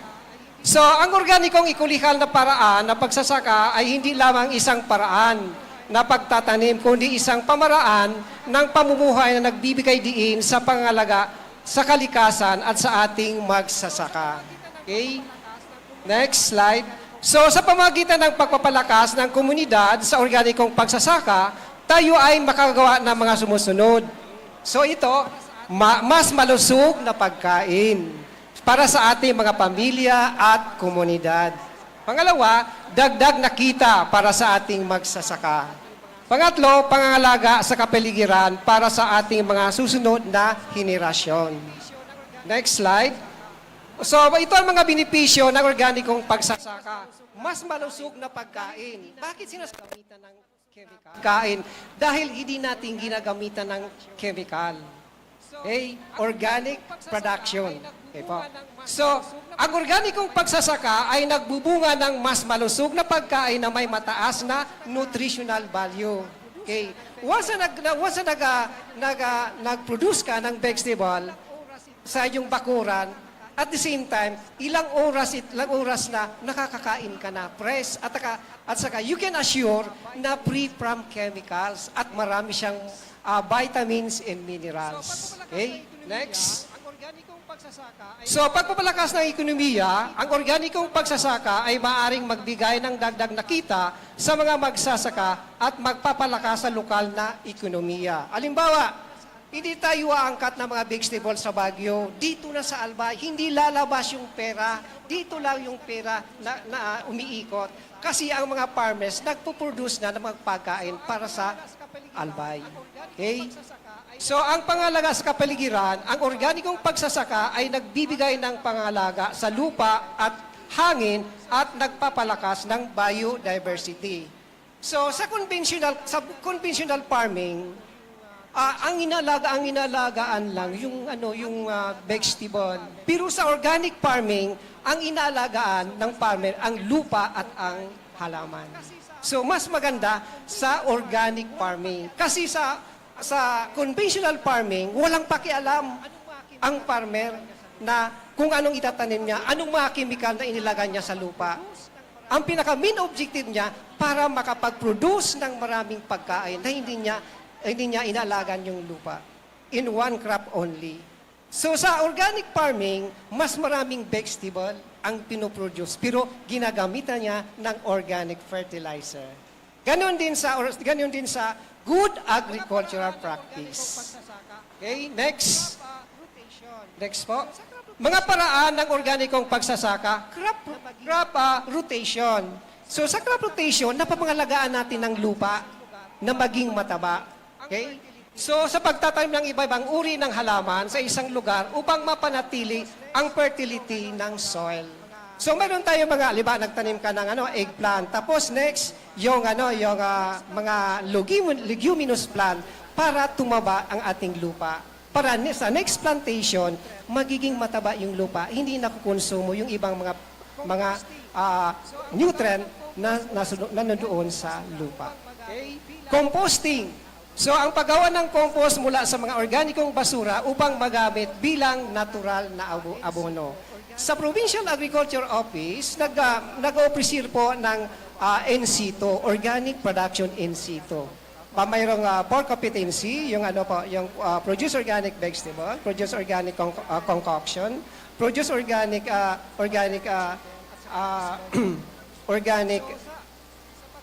pig, organic chicken, at saka small ruminant.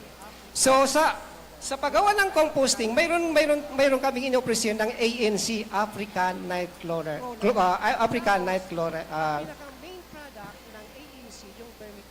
Crawler. Ang pinaka-main product ng ANC, yung vermicomposting, yung vermicast. Ang ganda po niyang abono sa lupa. So dahil nandoon yung mga beneficial microorganism na kailangan ng halaman. So meron tayong sa compost naman, na-recycle natin yung mga nagiging organic, yung mga basura, na natin i-convert to organic fertilizer. Hindi natin nagagawang na maging basura o kaya maging polluted ang ating environment dahil yung mga basura nagiging resiklo na maging fertilizer, nagagawa nating fertilizer sa ating mga halaman through composting. Okay? Mayroong compost tayong compost pit at saka compost pile. Okay? Mayroon tayong iniupresir na bukashi sa Japan, bukashi. Ang ganda po niya na fertilizer niyan. At saka yung mga concoction, fermented plant juice, fermented fruit juice, fish amino acid, at saka calpus. Ang dami pong mga fertilizer na alternative sa paggamit ng commercial fertilizer o kaya inorganic fertilizer. Okay, next. So, natural pest control, ang paggamit na paraan upang makontrol ang mga pesti tulad ng paggamit ng beneficial na insekto. Mayroon tayong mga beneficial na mga insect na kaaway at saka insect na kaibigan. So, ibabalance natin para hindi ma-damage yung mga halaman natin. Mayroon tayong mga vegetable na tinatawag na sacrificial plant. Itatanim natin sa palibot ng ating garden yung aatakihin ng mga insekto. Hindi atakin yung ibang yung main crop no sa taniman nyo. Yun ang tinatawag na sacrificial plant. Okay? So agroforestry, ang pagtatanim ng mga puno at halaman sa isang lugar upang mapanatili ang biodiversity at mapabuti ang kalidad ng lupa. Aside from napapabuti ang kalidad ng lupa, halimbawa, ang Albay palaging binibisita ng typhoon. So mayroon tayong windbreak at saka cool niya ang hangin para sa kailangan ng ating mga halaman o kaya vegetable. Okay? Next. Mga halimbawa ng organikong pagsasaka, pagpapatubo ng mga gulay. So sabi nga sa kwan, yung during the time na yung mga lolo't lola natin, yung pinapakanta tayo ng bahay, kubo, kahit munti, yun ang itanim ninyo. Doon nakapalaman. Kasi yun ang lahat ng mga vitamin and minerals. Okay? So, pagpatubo ng gulay, pag iba-ibang tinanim mo mga gulay, alimbawa, sa isang area, tinanim mo ng ibang gulay, ang insekto nababaliw. Hindi siya makapamili kung ano halaman ang umpisa na atakihin kasi ang dami, hindi siya makapamili. So, ang insekto ay nababaliw. Okay. Sa pagtatanim ng mga gulay, tulad ng lettuce, peanuts, kamatis, iba pa na, angkop sa klima dito sa Albay. Okay, next. Pag-aalaga ng hayop.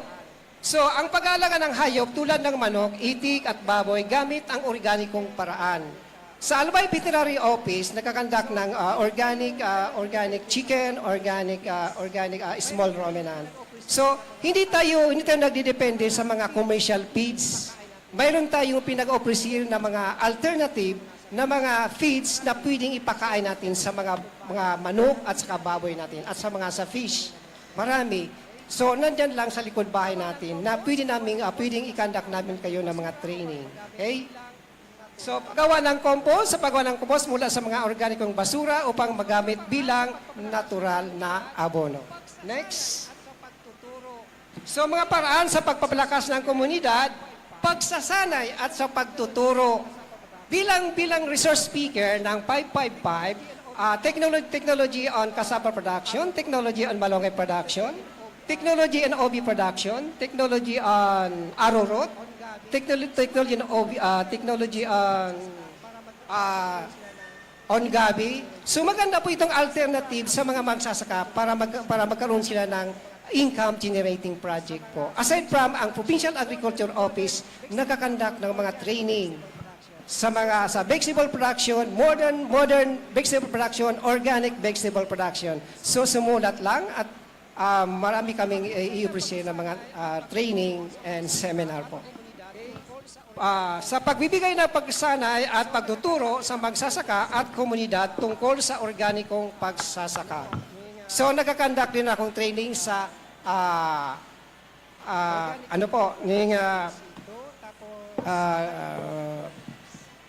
organic agricultural production in situ, tapos hydroponics. Semi-hydroponics o kaya circular hydroponics po. Okay, next. So, pagpapalakas ng kooperatiba ng mga magsasaka upang mapabuti ang kanilang merkado. Maganda po itong sa agriculture na every farmers, mayroon po silang cooperative para mayroon silang malakas na person na pupunta sa mga ahensya para dalhin yung kanilang mga layunin.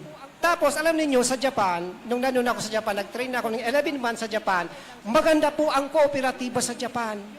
Dahil yung mga produkto nila, inilalagay lang sa isang area, yung namimili, doon na lang kukunin yung mga product. Tapos yung mga product, babayaran sila sa ATM o kaya sa bangko. Ang mga kooperatiba, hindi na po pinabibili sa mga middlemen, pinabibili nila sa mga consumer talaga. So sa atin, natutulungan nila yung mga member na nasa cooperative. So dapat kailangan palakasin natin ang kooperatiba o kaya samahan. Kasi malakas po yan. Yan po ang binibigyan ng atensyon ng ating gobyerno. Okay? Pagbibigay ng suporta sa magsasaka at komunidad sa pamamagitan ng pagbibigay ng mga kagamitan, binhi at ibang mga resources. Tulad po na sinabi ng aming Assistant Provincial Agriculturist, yung mga programs, yun po ang bibigay ng Department of Agriculture, PGA at saka Regional Office. Mga inputs, mga agricultural inputs at saka product po. Tulad ng fertilizer, seeds at iba pa po. Next. So sa pamamagitan ng pagsasaka, pagpapalakas ng komunidad sa organikong pagsasaka, maaari nating mapabuti ang food security, mapalakas ang ekonomiya at mapangalagaan ang kapaligiran. Next po. So kaya naman tayo ay sama-samang magtulungan upang palakasin ang ating komunidad sa pamamagitan ng organikong o lokal sa paraan ng pagsasaka. So go organic, go organic po tayo para humaba ang ating buhay. Thank you very much. Domo arigato gozaimasu. Thank you, Sir Francisco. Duman ka na po, sir, sa inutan. Pakitoko na lang po duman. Balikan ko sa hapot ko kasabago kay Ma'am Lovilla. regarding po sa organic products, tabi, sir. Maski saan ka magduman, pag organic products, medyo mahal. Di ba? Maski Opo. sa Kamsor, nag-iikot kami dyan. Mga brown rice, black rice, red rice, etc. Medyo mahal talaga. Opo. Kan iba ma-recall kung nataarog ka ng presyo kumpara po sa ibang ordinary rice. Kam panahon mga aki pa kami, yung mga klaseng produktong yan, those are available sa barangay, di ba? Yan ang mga paroy na nasa upland. Pero ngunyan pambihira po ang sa upland. Ano po ang rason kung mas mahal ini na mga produktong ini para duman sa nag-practice po nag-practice ano po kayan, organic products po. Products. So, naiiba po ang organic kasi po. Once na isang farmer nag-approach ng organic product, siya po ay nag-apply ng NOAP registration, na registration sa national, sa agriculture NOAP po, na i-register ang kanyang product na talagang organic. Yung mga product po niya, nakasil po niya na organic. Kasi po, mayroong mga farmer po, nag-organic. Pwede po siyang bakulong. Kasi po, yung organic certified organic na doon nakasil doon sa product niya, yun talaga, standard po yun. Kaya mahal po siya. Yung mga bumibili po, talagang very concerned po sila sa health. Kaya po, iba po ang organic product sa mga natural produce po. Kasi po, yung iba pong nag-produce ng vegetable na sinasabi lang organic, sa busis lang. Hindi po siya mabili. Once na sinabi niya organic, tinataka niya yung product niya organic na hindi naman talaga certified, pwede po siyang makulong. Ano po siya, ikukulong siya at saka magbabayad po siya ng 500,000 I pesos. see. Meaning po, pagbako sa sealed, nagbabawas ang pagiging klase kan arog ka na produkto? Basta Quality. hindi po siya nagbawas kasi po certified siya. Nakasil po every product, nakasil po siya na organic po, certified organic. Talaga pong stable po yung product niya. Okay, mayapot po kita sa mga audience regarding sige ma'am, ano po ang sa imong hapot? Mayapot ka po? Auday ma'am po, pagod ako nagtango ka. Okay, mayapot mga estudyante about organic farming. Organic farming. Sir, regarding dyan sa organic farming, ang market access kang publiko, ganun medyo limited, di ba? Tama, parang Limited po. Limited ang market access niya. Paano pong mga paagi para maging accessible po siya sa gabos na mas hababa pa ang presyo?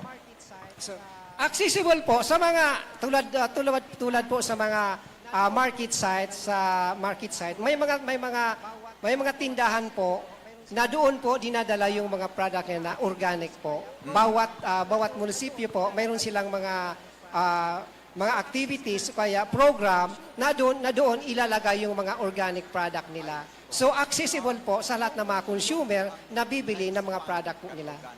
I see, okay. Opo. How long po ang lifespan kan organic products? May expiration po yan?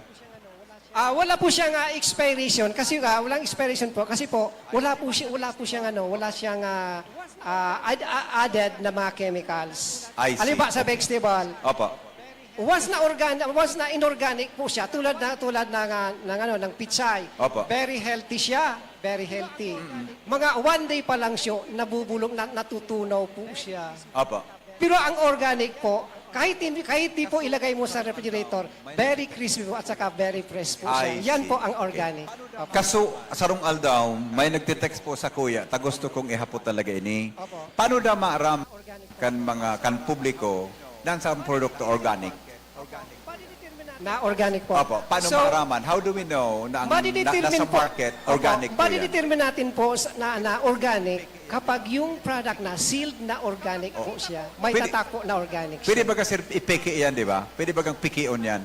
Kapag nakita po ng isang farmer na certified siya, tapos yung ibang product na mayroong tatak na organic, pwede po siyang magsumbong sa Department of Agriculture or kaya sa I LOA po. see. Opo. So may batas po May para batas dyan. po siya, may May batas. batas na nagpapasunod para dyan. Opo.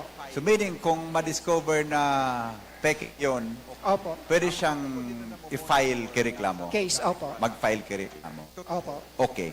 Paano po nila na-monitor ng sarang organic product? Totoo. Namo-monitor po yan ng Agricultural Training Institute. Yan po ang I see. ahensya Opo. na nag-inspect sa lahat ng mga LAC, learning site, na nag-produce ng organic po dito sa Albay o kaya sa Bicol region po. Thank you so much, Mr. Francisco Ubina, Agriculturist very much, 2, Albay Provincial Agriculture Office. Salamaton, sir. May kinaraman po yan sa empowering communities to organic and eco-friendly farming approaches. Sandali lang, sir. May token pa lang kami sa imo. Sandali lang. Thank you so much. Parang pagantapuan sa tuwing speaker mo niya na hapon. Nasupog maghapon. Sige pa, sir. Thank you so much. Parang pagantapuan sa tuwing speaker mo niya na hapon. Nasupog maghapon sa mga estudyante sa imo. Salamaton pong maray. Thank you. Thank you so much. Our next speaker, mga tugang is Mr. Thank you. Thank you so much. Our next speaker, mga tugang is Mr. Sunny Perez. Ang saya pong topic is Blue Future, empowering young generation to engage in aquaculture industry for sustainable tomorrow. Para pagkanta po, Mr. Sunny Perez, Agriculture Technologist, Albay Provincial Agriculture's Office.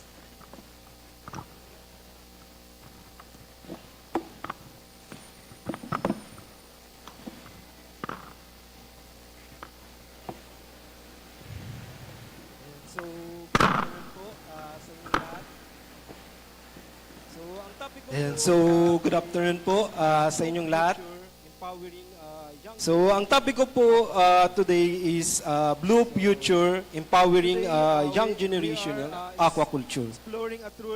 So, today we are exploring a truly exciting topic na ma-empower natin yung mga ating young. Katulad ko po, kabataan din. Ano po, na malaman natin or ma-engage tayo sa aquaculture. So, as a fisheries professional, mandato din po namin na kung ano yung nalalaman namin sa fisheries ay i-share din namin po sa inyo. So, ayan po. So, next slide po. So, paano ba natin ano yung blue future sa aquaculture? So, ang ocean po is ngayon maraming pollution, maraming nangyayari sa ating ocean. Especially sa ngayon yung ating coastal resources ay totally talagang na-damage na. And kailangan na natin pong pahingayin ang ating ocean. So, by the introduction ng aquaculture, siya lang po yung parang way natin para mabawasan yung pressure po sa ating karagatan. So, ayan, so next slide po. So, ang Blue Future ay may dalawang aspeto. Una is sustainability. So, sa pamagitan ng ating mga aquaculture technologies na meron tayo present na nagagamit natin sa ngayon. So, sa pagpapalaki ng isda, ayan. So, yun ang natin. And yung innovation. So, sa innovation naman, yung pag-develop natin ng mga advanced aquaculture technologies. So, sa innovation naman, yung pag-develop natin ng mga advanced aquaculture technologies to enhance the efficiency ng ating production and mabawasan din yung ating cost. Sa ngayon nga, yung aquaculture natin ay gumagamit na din ng EI. Familiar tayo sa EI ngayon. So, artificial intelligence. So sa ibang bansa, yun na yung future ng aquaculture. So grabe na yung innovation. And tayo dito sa Pilipinas, hindi pa natin kaya kasi hindi pa natin kayang ma-provide yung mga technologies, lalo na mahal yung mga technologies na yon. So, ito po yung Blue Future, yung importance po ng ating karagatan. So, ito po yung ng Blue Future, yung importance po ng ating karagatan. So, ang ating karagatan ay binubuo po ng 71% ng katubigan sa dito na meron na crucial role ang ating ocean sa pag-regulate ng ating climate. Support a diverse array of life and providing essential resources that humanity relies on survival. So, kung hindi natin ito papahingay ng ating karagatan, in the future, meron pa ba tayong sustainability? Lalo na sa bumababa na yung ating huli ng isda sa ngayon. So, naalala ko yung nanay ko sinabi sa akin, yung tuna daw ang lalaki. Talaga, sobra. Alos malaki pa sa akin. Kung makapunta kayo sa Jensan, mas malalaki pa sa akin yung tuna. So ngayon, makikita nyo sa palengke, ano na yung nakikita natin na tuna na meron tayo ngayon. Di ba? Maliit na. So, grabe na yung epekto sa ating grabe na yung epekto ng epekto sa sustainability ng ating ng karagatan. So, the next is so over 3 billion depends sa ating seafoods, the main source of protein and nutrition. Then lastly, ang ocean is nag-provide ng health marine ecosystem. So, these ecosystem are not only vital for carbon sequestration and coastal protection, but also serve as habitat for countless species. This support ecological balance and drives economical prosperity.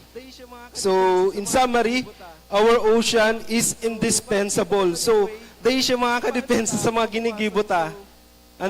So, maagibagataning way, to paano ta mabawasan so mga activities na ginigibo duman sa oceans.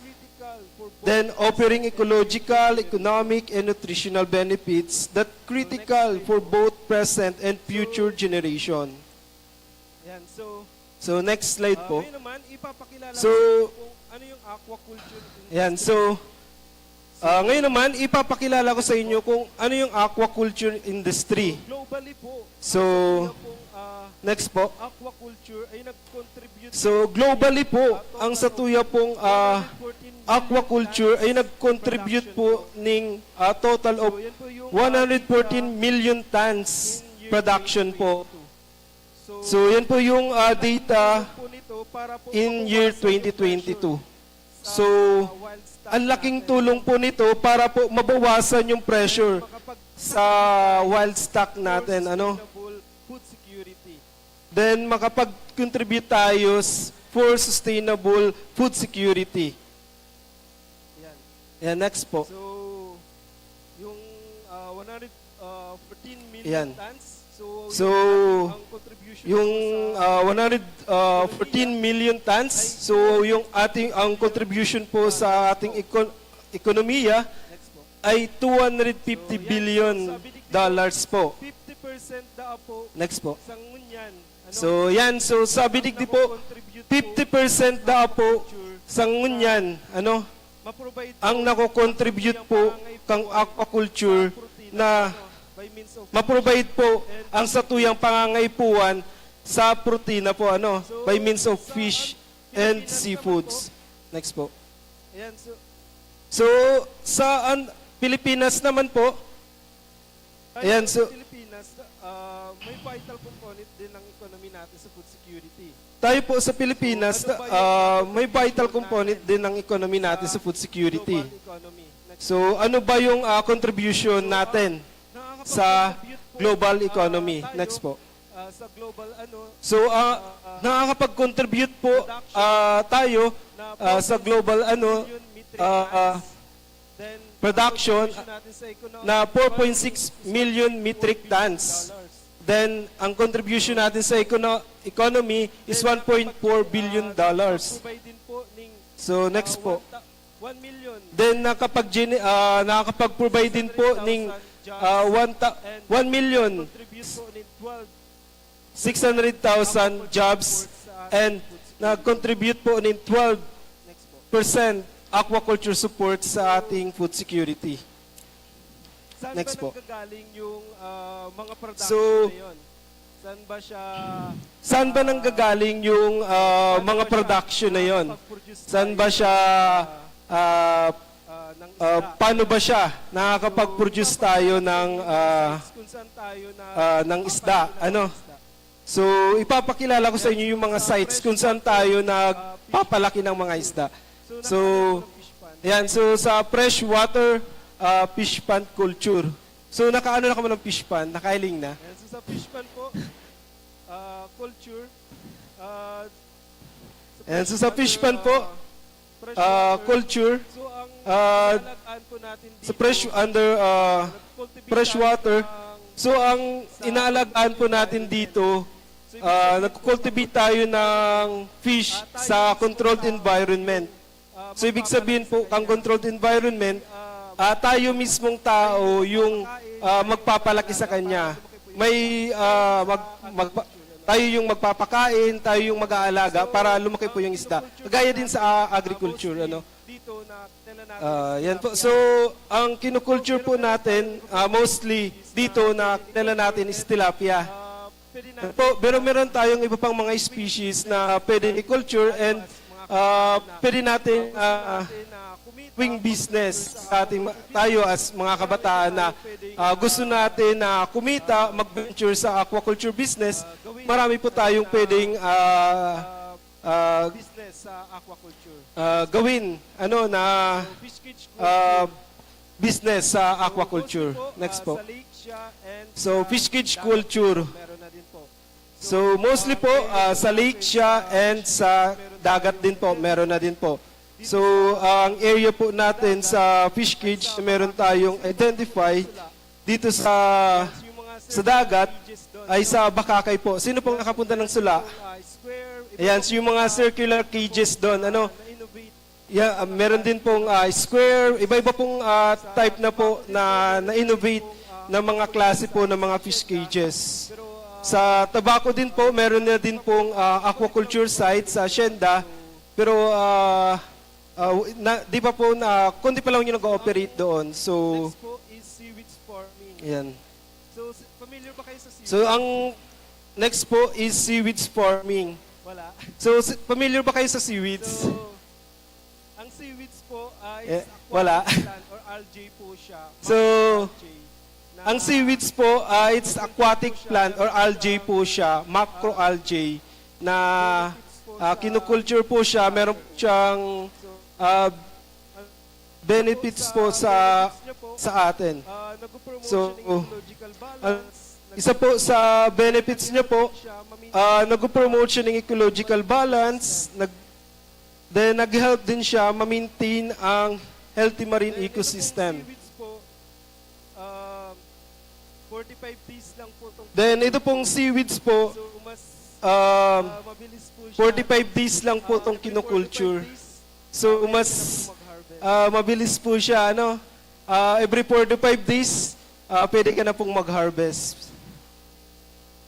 So brackish Next po. water aquaculture. So ito pong brackish water Brackish water aquaculture.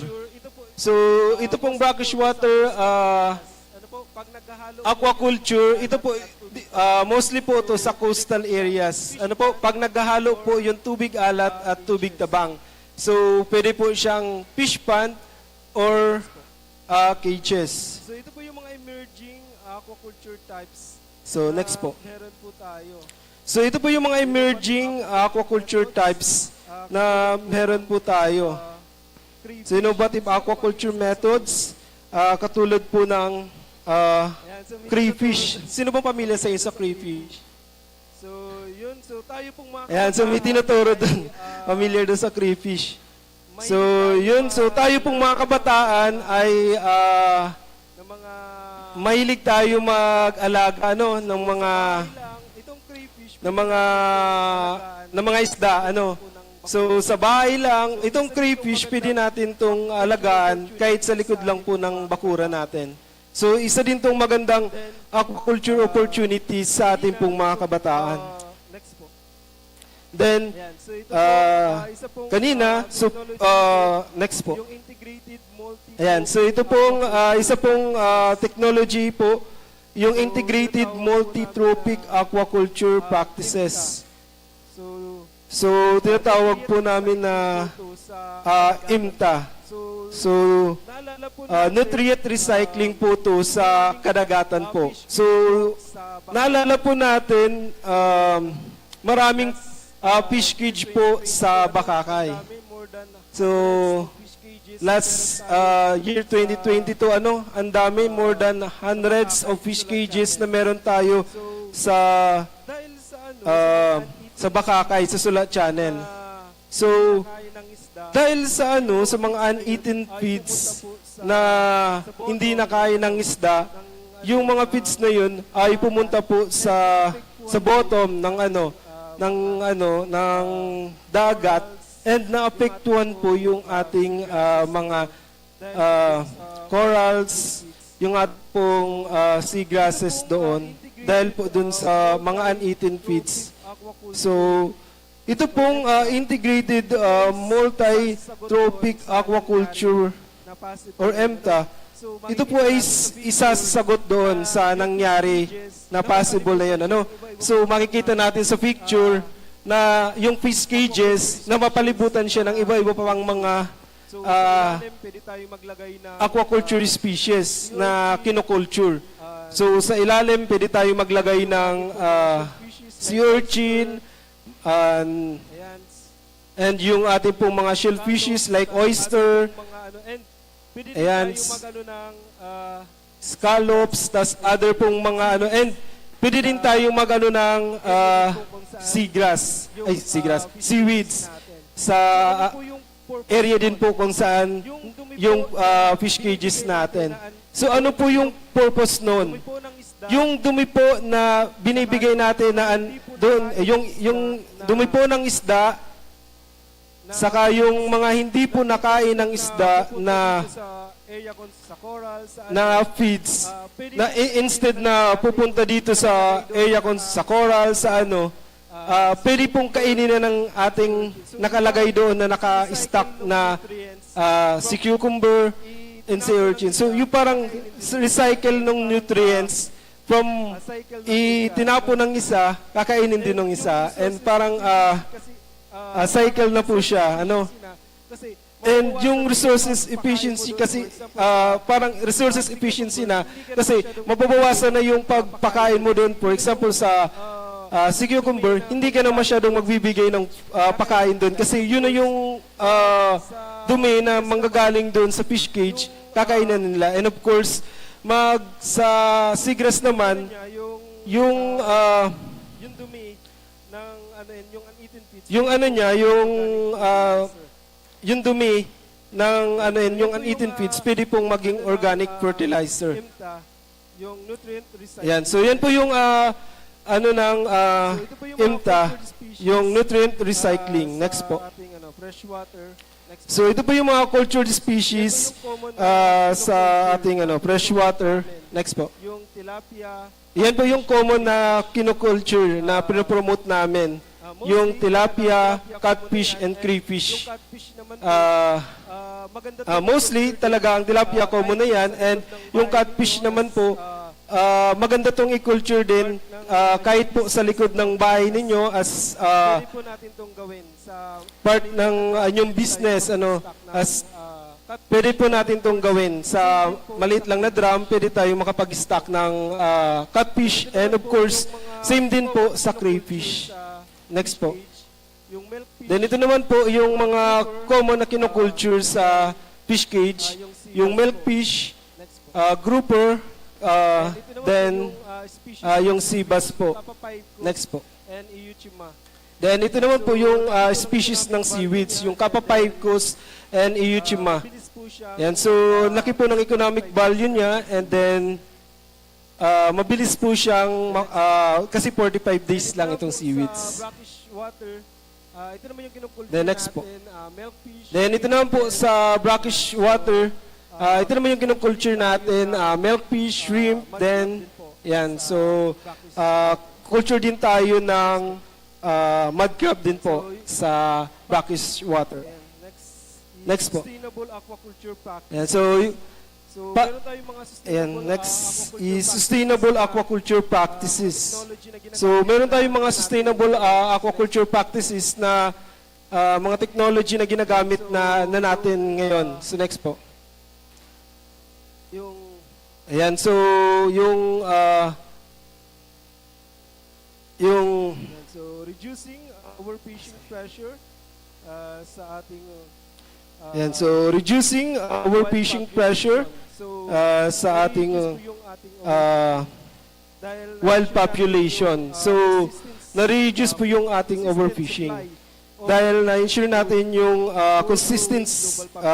consistent supply of nutritious food address din natin for growing global populations through aquaculture yon na sustain natin. Then na-address din natin yung management pollution. issues and requiring attention to maintain So, and this is management are crucial issues and requiring attention to maintain aquaculture sustainability. This calls for innovative practices and responsible resource management within the industry. So ito pong pollution, ma-address po natin to. So through this aquaculture sustainability, through this technology. Next po. Ayan, so ito po yung mga technology na ma-reduce natin yung pollution and yung or circulating aquaculture yan, so yung recirculating water use system or recirculating aquaculture system, yung RAS, na minimize natin yung water usage by filtering, reuse water, providing a controlled environment for fish growth and significant reducing the environmental footprint. nabanggit ko na Then yung integrated multitropic aquaculture, yung MTA, na banggit ko na din. for Then yung precision feeding, utilizing technology for precision feeding ensures optimal feed use, reducing waste, and improving fish health, which leads to more sustainable production and better resource management in overall. ito po yung mga opportunities and challenges na pwedeng Next po. sa So ito po yung mga opportunities and challenges na pwedeng ma-engage sa engaging youth in aquaculture industry. Next po. una, So ito po yung mga opportunities natin ng mga kabataan sa aquaculture. people of the unique Una, yung innovation. technology. So young people have the unique ability to harness technology and sustainable practices to revolutionize aquaculture. So they can develop efficient farming methods and boost productivity, benefiting local communities immensely. Then next is entrepreneurship. So pwede tayong mag-venture ng mga kabataan sa aquaculture businesses. Then, of course, wag nating kalimutan yung sustainable practices. Na kailangan natin para ma-maintain natin yung sustainability. mga challenges in aquaculture. Next po. So una, Then ito din po yung mga challenges in aquaculture. pag mag-venture So, una, tayo sa business, ito yung Access to capital. So, pag mag-venture talaga tayo sa business, ito yung number 1 na sa DE po, problema, meron po capital. kaming, Ano? So, kanina, nabanggit kanina to. sa DE po, meron po kaming, yung Young Farmers Challenge. kanina, nabanggit kanina to, ilang beses na nabanggit kanina, yung Young Farmers Challenge. So, wala pa talaga po nung mga nakaraang taon, na nagpo-propose wala pa talaga pong mga kabataan na nagpo-propose po sa Young Farmers Challenge na related po sa aquaculture. Sa audience na to, meron So, wala pang nananalo sa atin. Siguro baka dito sa audience na to, meron na pong mag-propose ng So next naman po is ng business related sa aquaculture. para ma- So next naman po is technical knowledge. kami po So, sa APAW, sa para ma-address po tong challenge na to, kami po sa APAW, sa Agriculture Office, under sa Fisheries Division, so kung ay nagpo-provide din po kaming mga trainings related to this So kung gusto niyo pong matuto with regards to pag-culture ng ating nabanggit ko kanina ng mga species, pwede po kayong lumapit sa amin. And nabanggit din kanina ni Sir Darrell na yung aming opisina ay magkakaroon na po ng provincial multi-species hatchery na itatayo po dun sa EAP bill. na-challenge And then, climate change. Ito na talaga yung ayan, so isa din po na challenge is climate change. Ito na talaga yung, hindi na talaga ito maalis sa atin, na challenges. Lalo na sa aquaculture and buhay talaga po yung kinukulture natin. So, apektado talaga po sa changes sa climates. Lalo na po sa fisheries, sa aquaculture, kaya may mga mini-maintain pong mga parameters na kailangan i-maintain for survival po ng isda. So, yung mga technicalities na yon, pag nag-venture kayo sa training, malalaman nyo yon kung ano yung mga kailangan na i-maintain na dissolved oxygen, temperature, etc. po sa aquaculture environment. so yan, empowering youth, inspiring the generation. So, next po. So, yan, empowering youth, inspiring the generation. So, let's dive into how we can inspire the next generation for sustainability by empowering the youth. nakatayo dito So, bilang din po ako, isang kabataan, nakatayo dito sa inyong harapan, so nagko-call din ako sa inyo na kailangan natin mag-venture dito sa aquaculture for sustainability para po maka-help tayo na ma-minimize yung pressure doon sa karagatan, but of course, makatulong din tayo sa food security ng ating bansa. So next po. Yan, so aquaculture is the sustainable future. So, lalo na sa ito na talaga yung tinitingnan namin na way. Kasi lalo na sa karagatan ay grabe na yung pressure na nangyayari and marami nang nadadamage nating mga dahil sa pressure. So critical habitats na dahil sa human pressure. So para mabawasan talaga yung na yun at ma-meet natin yung kinakailangan na protein source ng ating bansa kundi ng buong mundo ay through aquaculture. So next po. Yan. So thank you so much po. At magandang hapon po sa ating lahat. Thank you po, Mr. Sane Perez, Agriculture Technologist, APAW, sa probinsya Canalbay. Paragpaganta po, gralay si Sir Sane. Unless po na may hapot po kamo. Sir Sane, may few questions lang pa ko sa imo regarding sustainable practice, Dili po sa tuyang probinsya. Dili po sa probinsya tayo, igwa na kita kigari. Practice kaya na igwa na kim businessman na nag-thrive siya, na naging maray po ang financial status niya sa pagi po kayo ni na aquaculture business. Dito po sa atin po sir sa province po, meron na pong nag-success po si Sir Alvin Bandola po.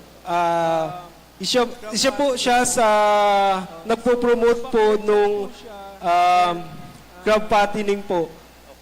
So sa backyard lang po siya and using po yung mga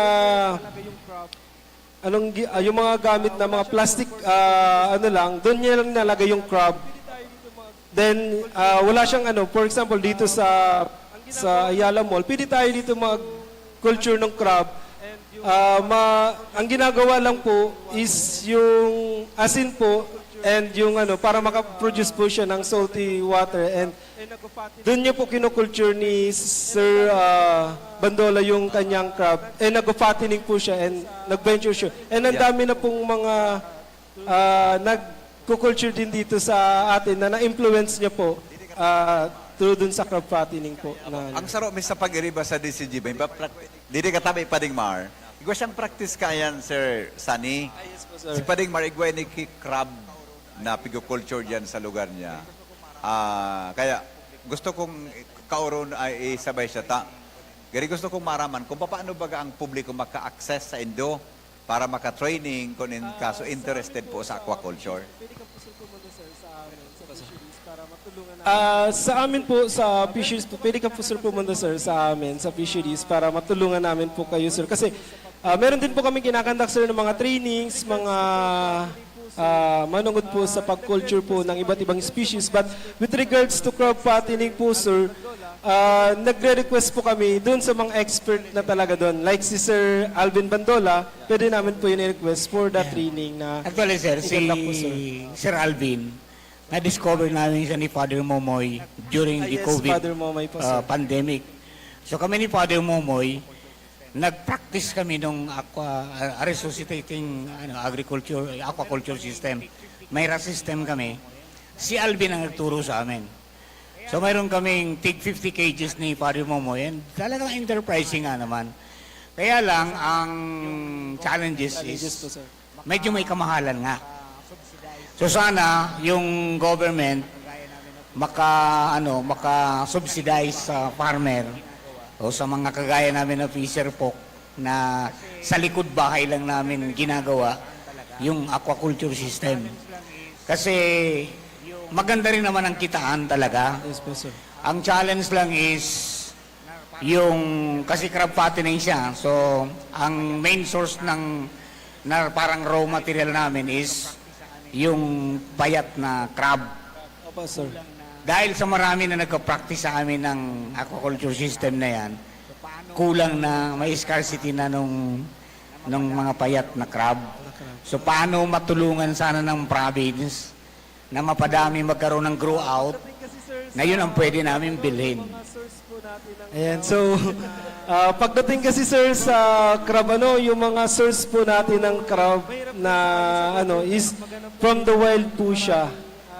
So mahirap din sa amin sa government, maghanap kami ng maraming maghuli ng crab na yun dun sa wild para maano. So isa din po yun sa mga livelihood ng ating mga fisher folk na naghuli po sila ng mga payat ng crab and ibinibenta po nila sa like sa inyo po sir sa nagkukulture nung crab fattening. So siguro po sir sa amin sa government is yung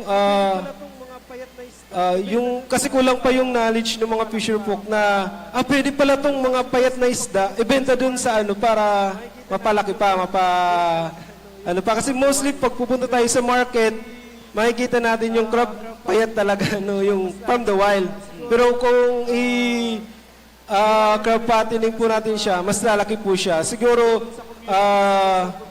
kailangan namin po talaga sir namin yung mga fisher folk doon sa community, sa coastal communities na ma-inform sila na may opportunities na pwedeng makuha nila doon lalo doon sa mga mahuli nilang mga payat na crab and yung mga crablets po na pwede pong sa inyo.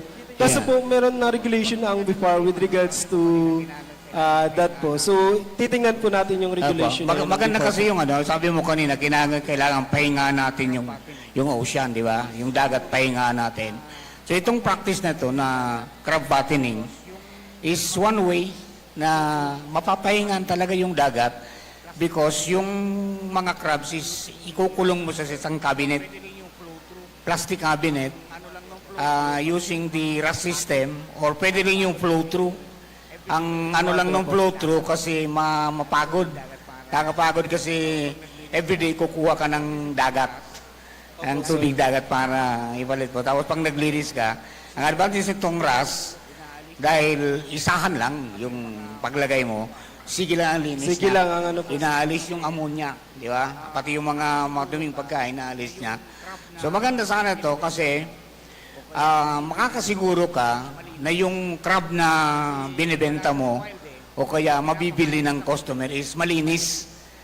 Kasi wala siya sa wild eh. Yung pinapakain mo sa kanya is malinis. Linis po. Diba? Opo.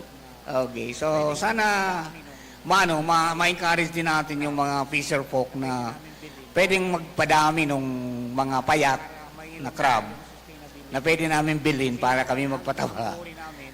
Para mayroon tayong sustainability.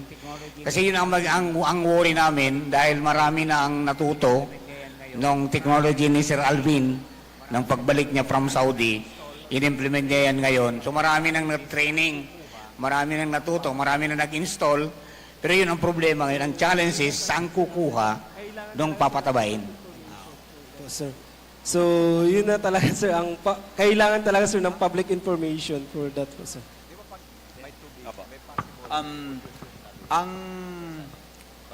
Di ba pag may tubig, may possible pollution, tabi, Sir Sunny?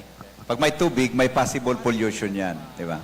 Lalo na yung mga microplastic organisms, di ba? Paano po yan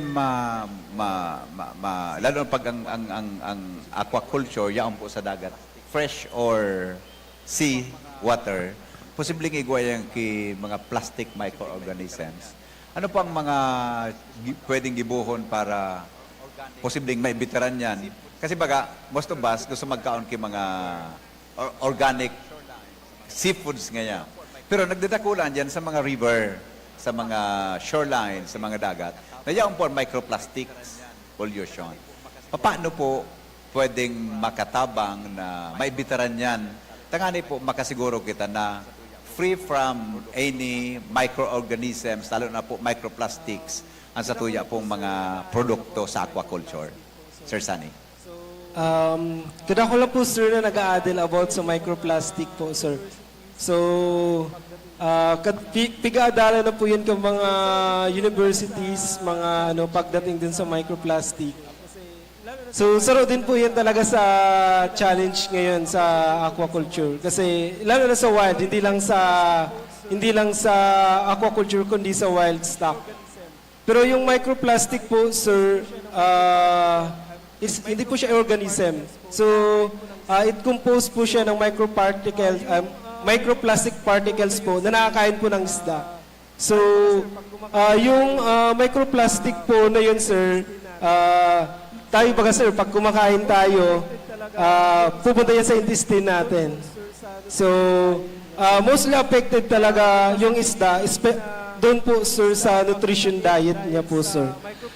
May possibility na yung isda magkasakit dahil sa microplastic na nakain niya.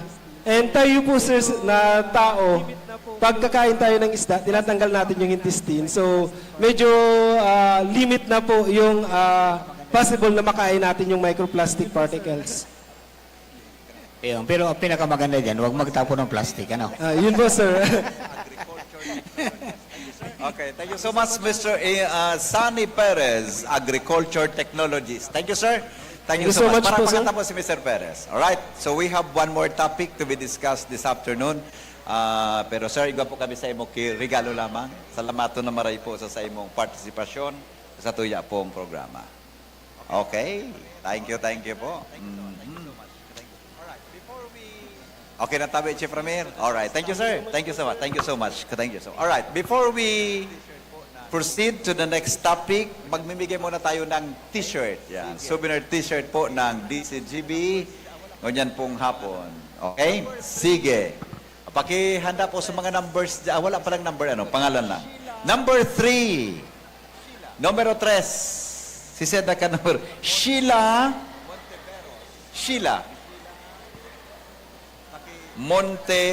Monteveros. Yan. Miss Sheila.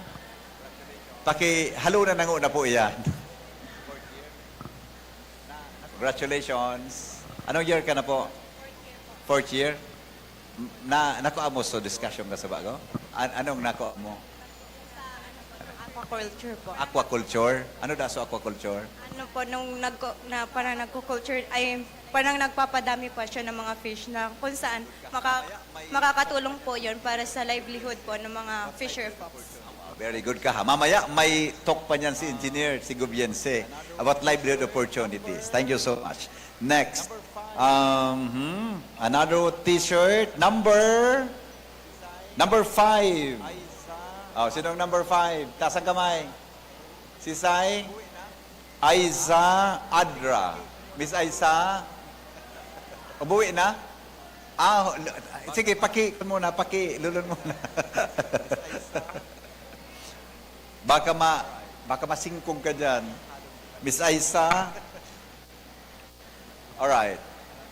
Grabe ang halon kipansit ka.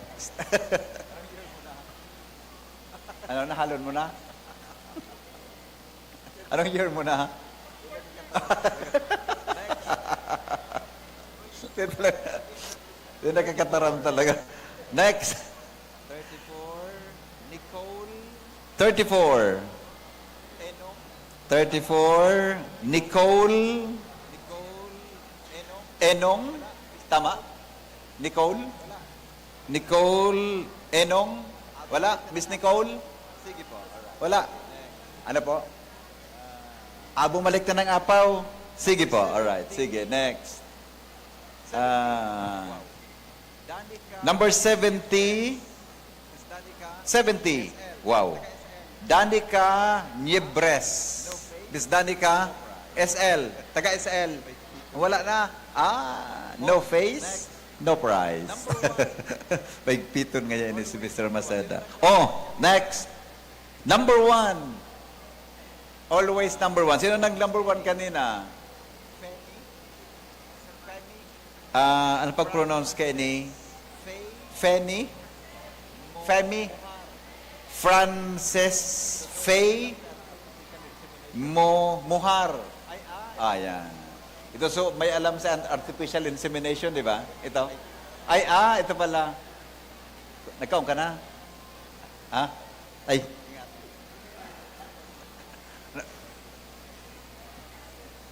Ingat. Next. Number 12. Next. Number 12. Tricia May Lopez. Miss Lopez? Mamaya naman yung iba after kang discussion engineer si Gobiense. Nabasog ka? Tayo giraray ini. Grabe, halata sa lawas. Alright, sige po. Thank you so much. Congratulations sa mga winners natin. Mamaya naman yung iba. Ha? Okay, sige po. Our next topic, ito, yung magandang oportunidad for young farmers. Yan. Livelihood opportunities for young farmers. Ibibigay po na ni... Ay, nasusinurat mo siya, ano yun? Ito. Jasmine. Ni Provincial Agribusiness Coordinator, Young Farmers Challenge Focal Person, Engineer Daphne Endira Sigobiense. Palakpakan po natin si Engineer to talk about livelihood opportunities for young farmers. Good luck, ma'am.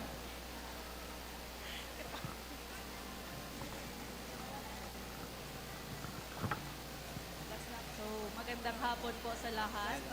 Ako po pala si Engineer Daphne Sigobiense. So, magandang hapon po sa lahat. Ako po pala si Engineer Daphne Sigobiense. Graduate din po ako ng Bicol University College of Agriculture and Forestry. So, secret lang yung year, char. So, kayo po ay mga BU Ginobatan students po. So, may basic background na po kayo sa agriculture, for sure.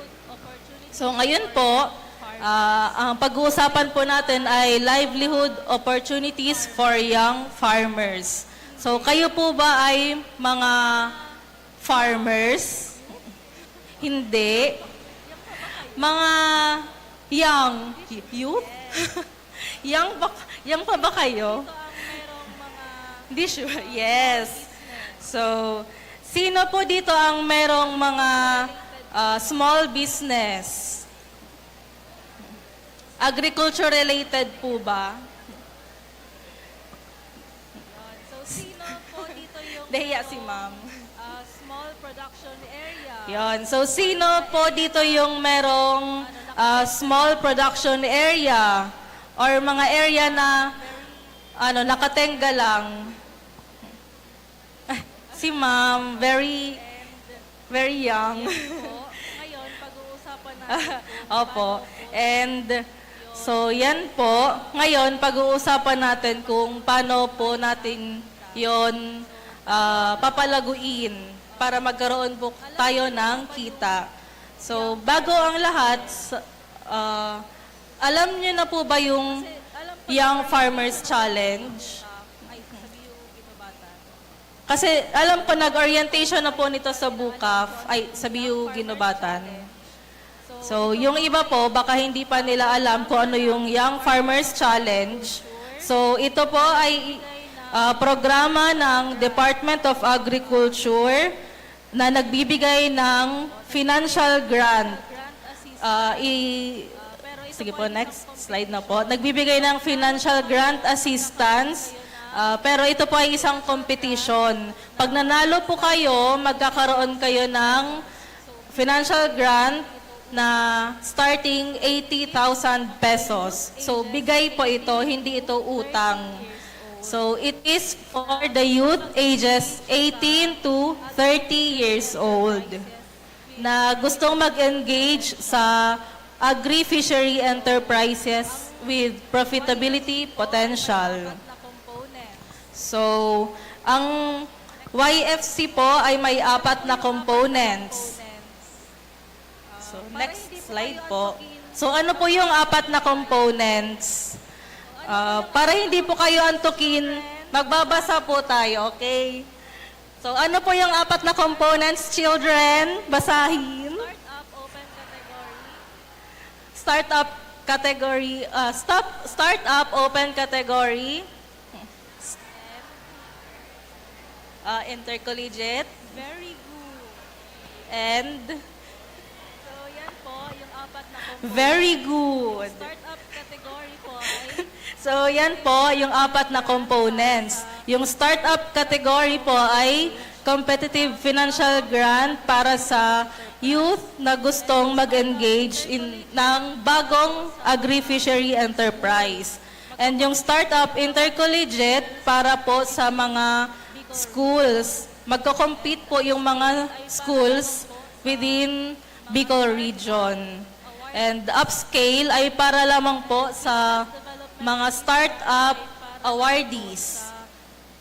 And business development assistance ay para naman po sa farmers and fisherfolk cooperatives and association, local government units, and state universities and colleges. ang financial grant po ng startup So, ano po yung mapapalanunan? provincial level. Ang financial grant po ng startup ay pag nanalo ka sa provincial level, kasi competition siya, magkakaroon po ng 80,000 na financial grant.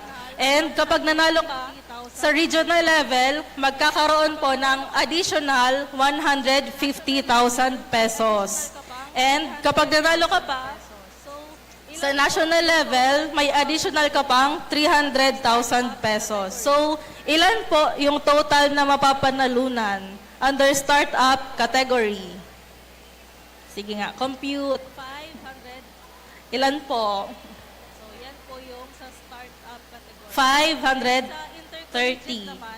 So, yan po yung sa startup category. And sa intercollegiate naman, for example, sumali si BU Ginobatan.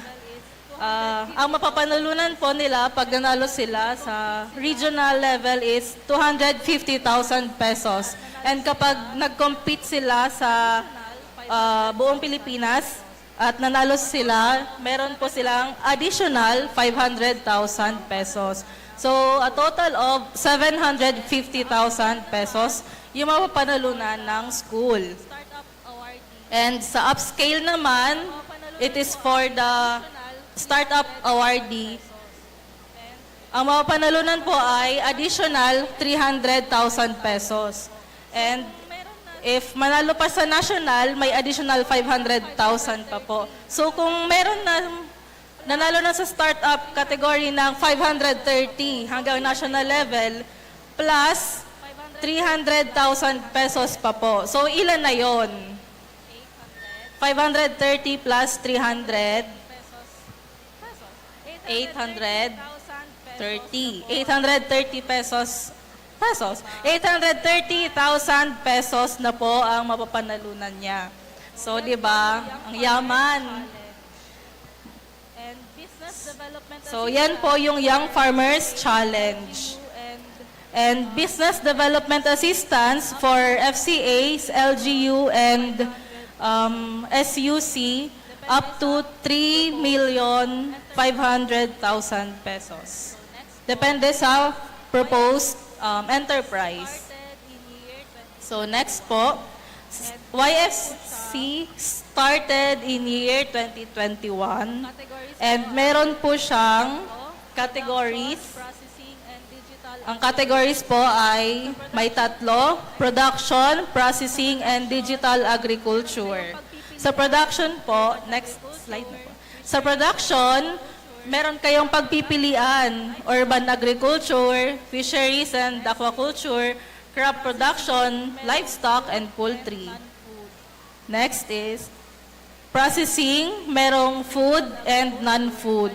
smart irrigation system, And next is digital agriculture, pwedeng smart irrigation system, soil health monitoring, e-commerce, and renewable energy management, smart greenhouse, and pest and disease management. Farmers Challenge competition. Ito po So, kung sasali po kayo sa Young Farmers Challenge competition, ito po yung mga theme, dapat po ay bagong enterprise. And next is, mayroon po kayong innovation sa inyong business. Ano yung pagkakaiba ng business mo or ng product line mo sa ibang products? For example, coconut production. Ano po yung pagkakaiba ng coconut production area mo sa other existing coconut farms? Yun po. And sustainable, dapat po ay hindi yung isang cropping season lang or isang cycle lang. Kunwari, isang beses ka lang nag-produce ng mushroom chips. Tas after nun, hindi ka na magpo-produce. Tas lugi, yun, malulugi ka na. And next is, dapat ay possible siyang mangyari na enterprise. sumali sa Young Farmers Challenge. So yan po yung eligibility criteria. Sino yung pwedeng sumali sa Young Farmers Challenge? Dapat ay 18 to 30 years old, Filipino citizen. Sino po dito yung hindi Filipino? Wow! And dapat po ay may resources network So, and dapat po ay may resources, network, or capability to engage in agriculture and fishery business enterprise. And for group managed, ito po palang YFC, pwede siyang sole proprietorship, partnership, or composed of 2, and group of 3 to 5 members. Pwede po kayong groupings, kayong magbabarkada. hindi po pwedeng sumali So, kailangan mapasahan nyo po yung eligibility criteria. So, hindi po pwedeng sumali kapag may government agri-related personnel or may kamag-anak na nagtatrabaho sa DA. And kapag naka-receive na ng grant assistance or mga scholars. And pag previous YFC awardees, hindi na po pwedeng sumali sa startup. Dapat sa upscale na kayo. So next is, those are the list of application requirements. So isa-isahin po natin yan. address po kay Next slide po. Application letter, address po kay Director, Regional Executive Director Rodel P. Tornilla. He is the head of DARFO 5. Ang office po nila ay sa San Agustin, Pilica, Marinesur.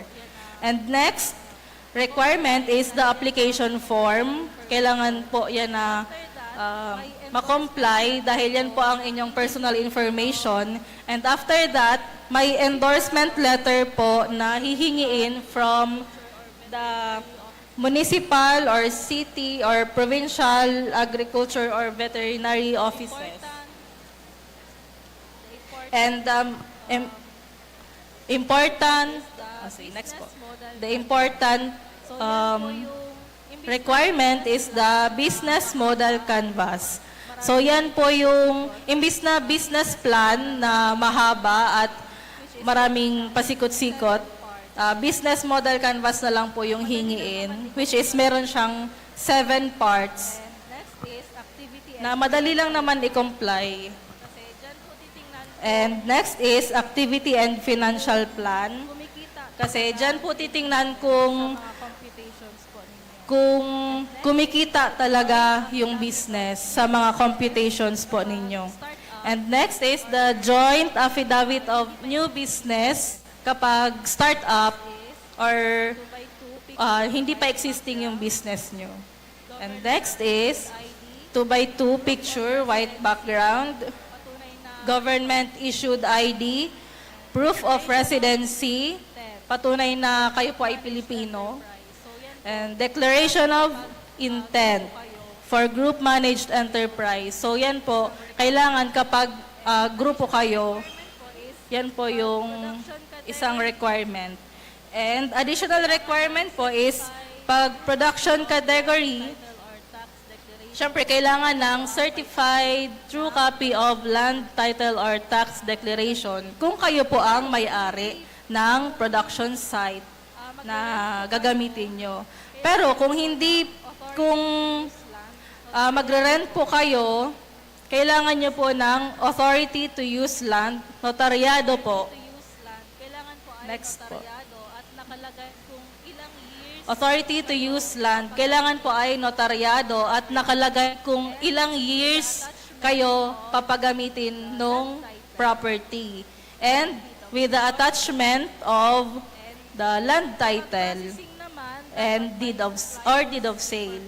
And kapag processing naman, dapat may supplier's information. So, paano kayo makakapag go into processing kung wala naman kayong pagkukuhaan ng supply?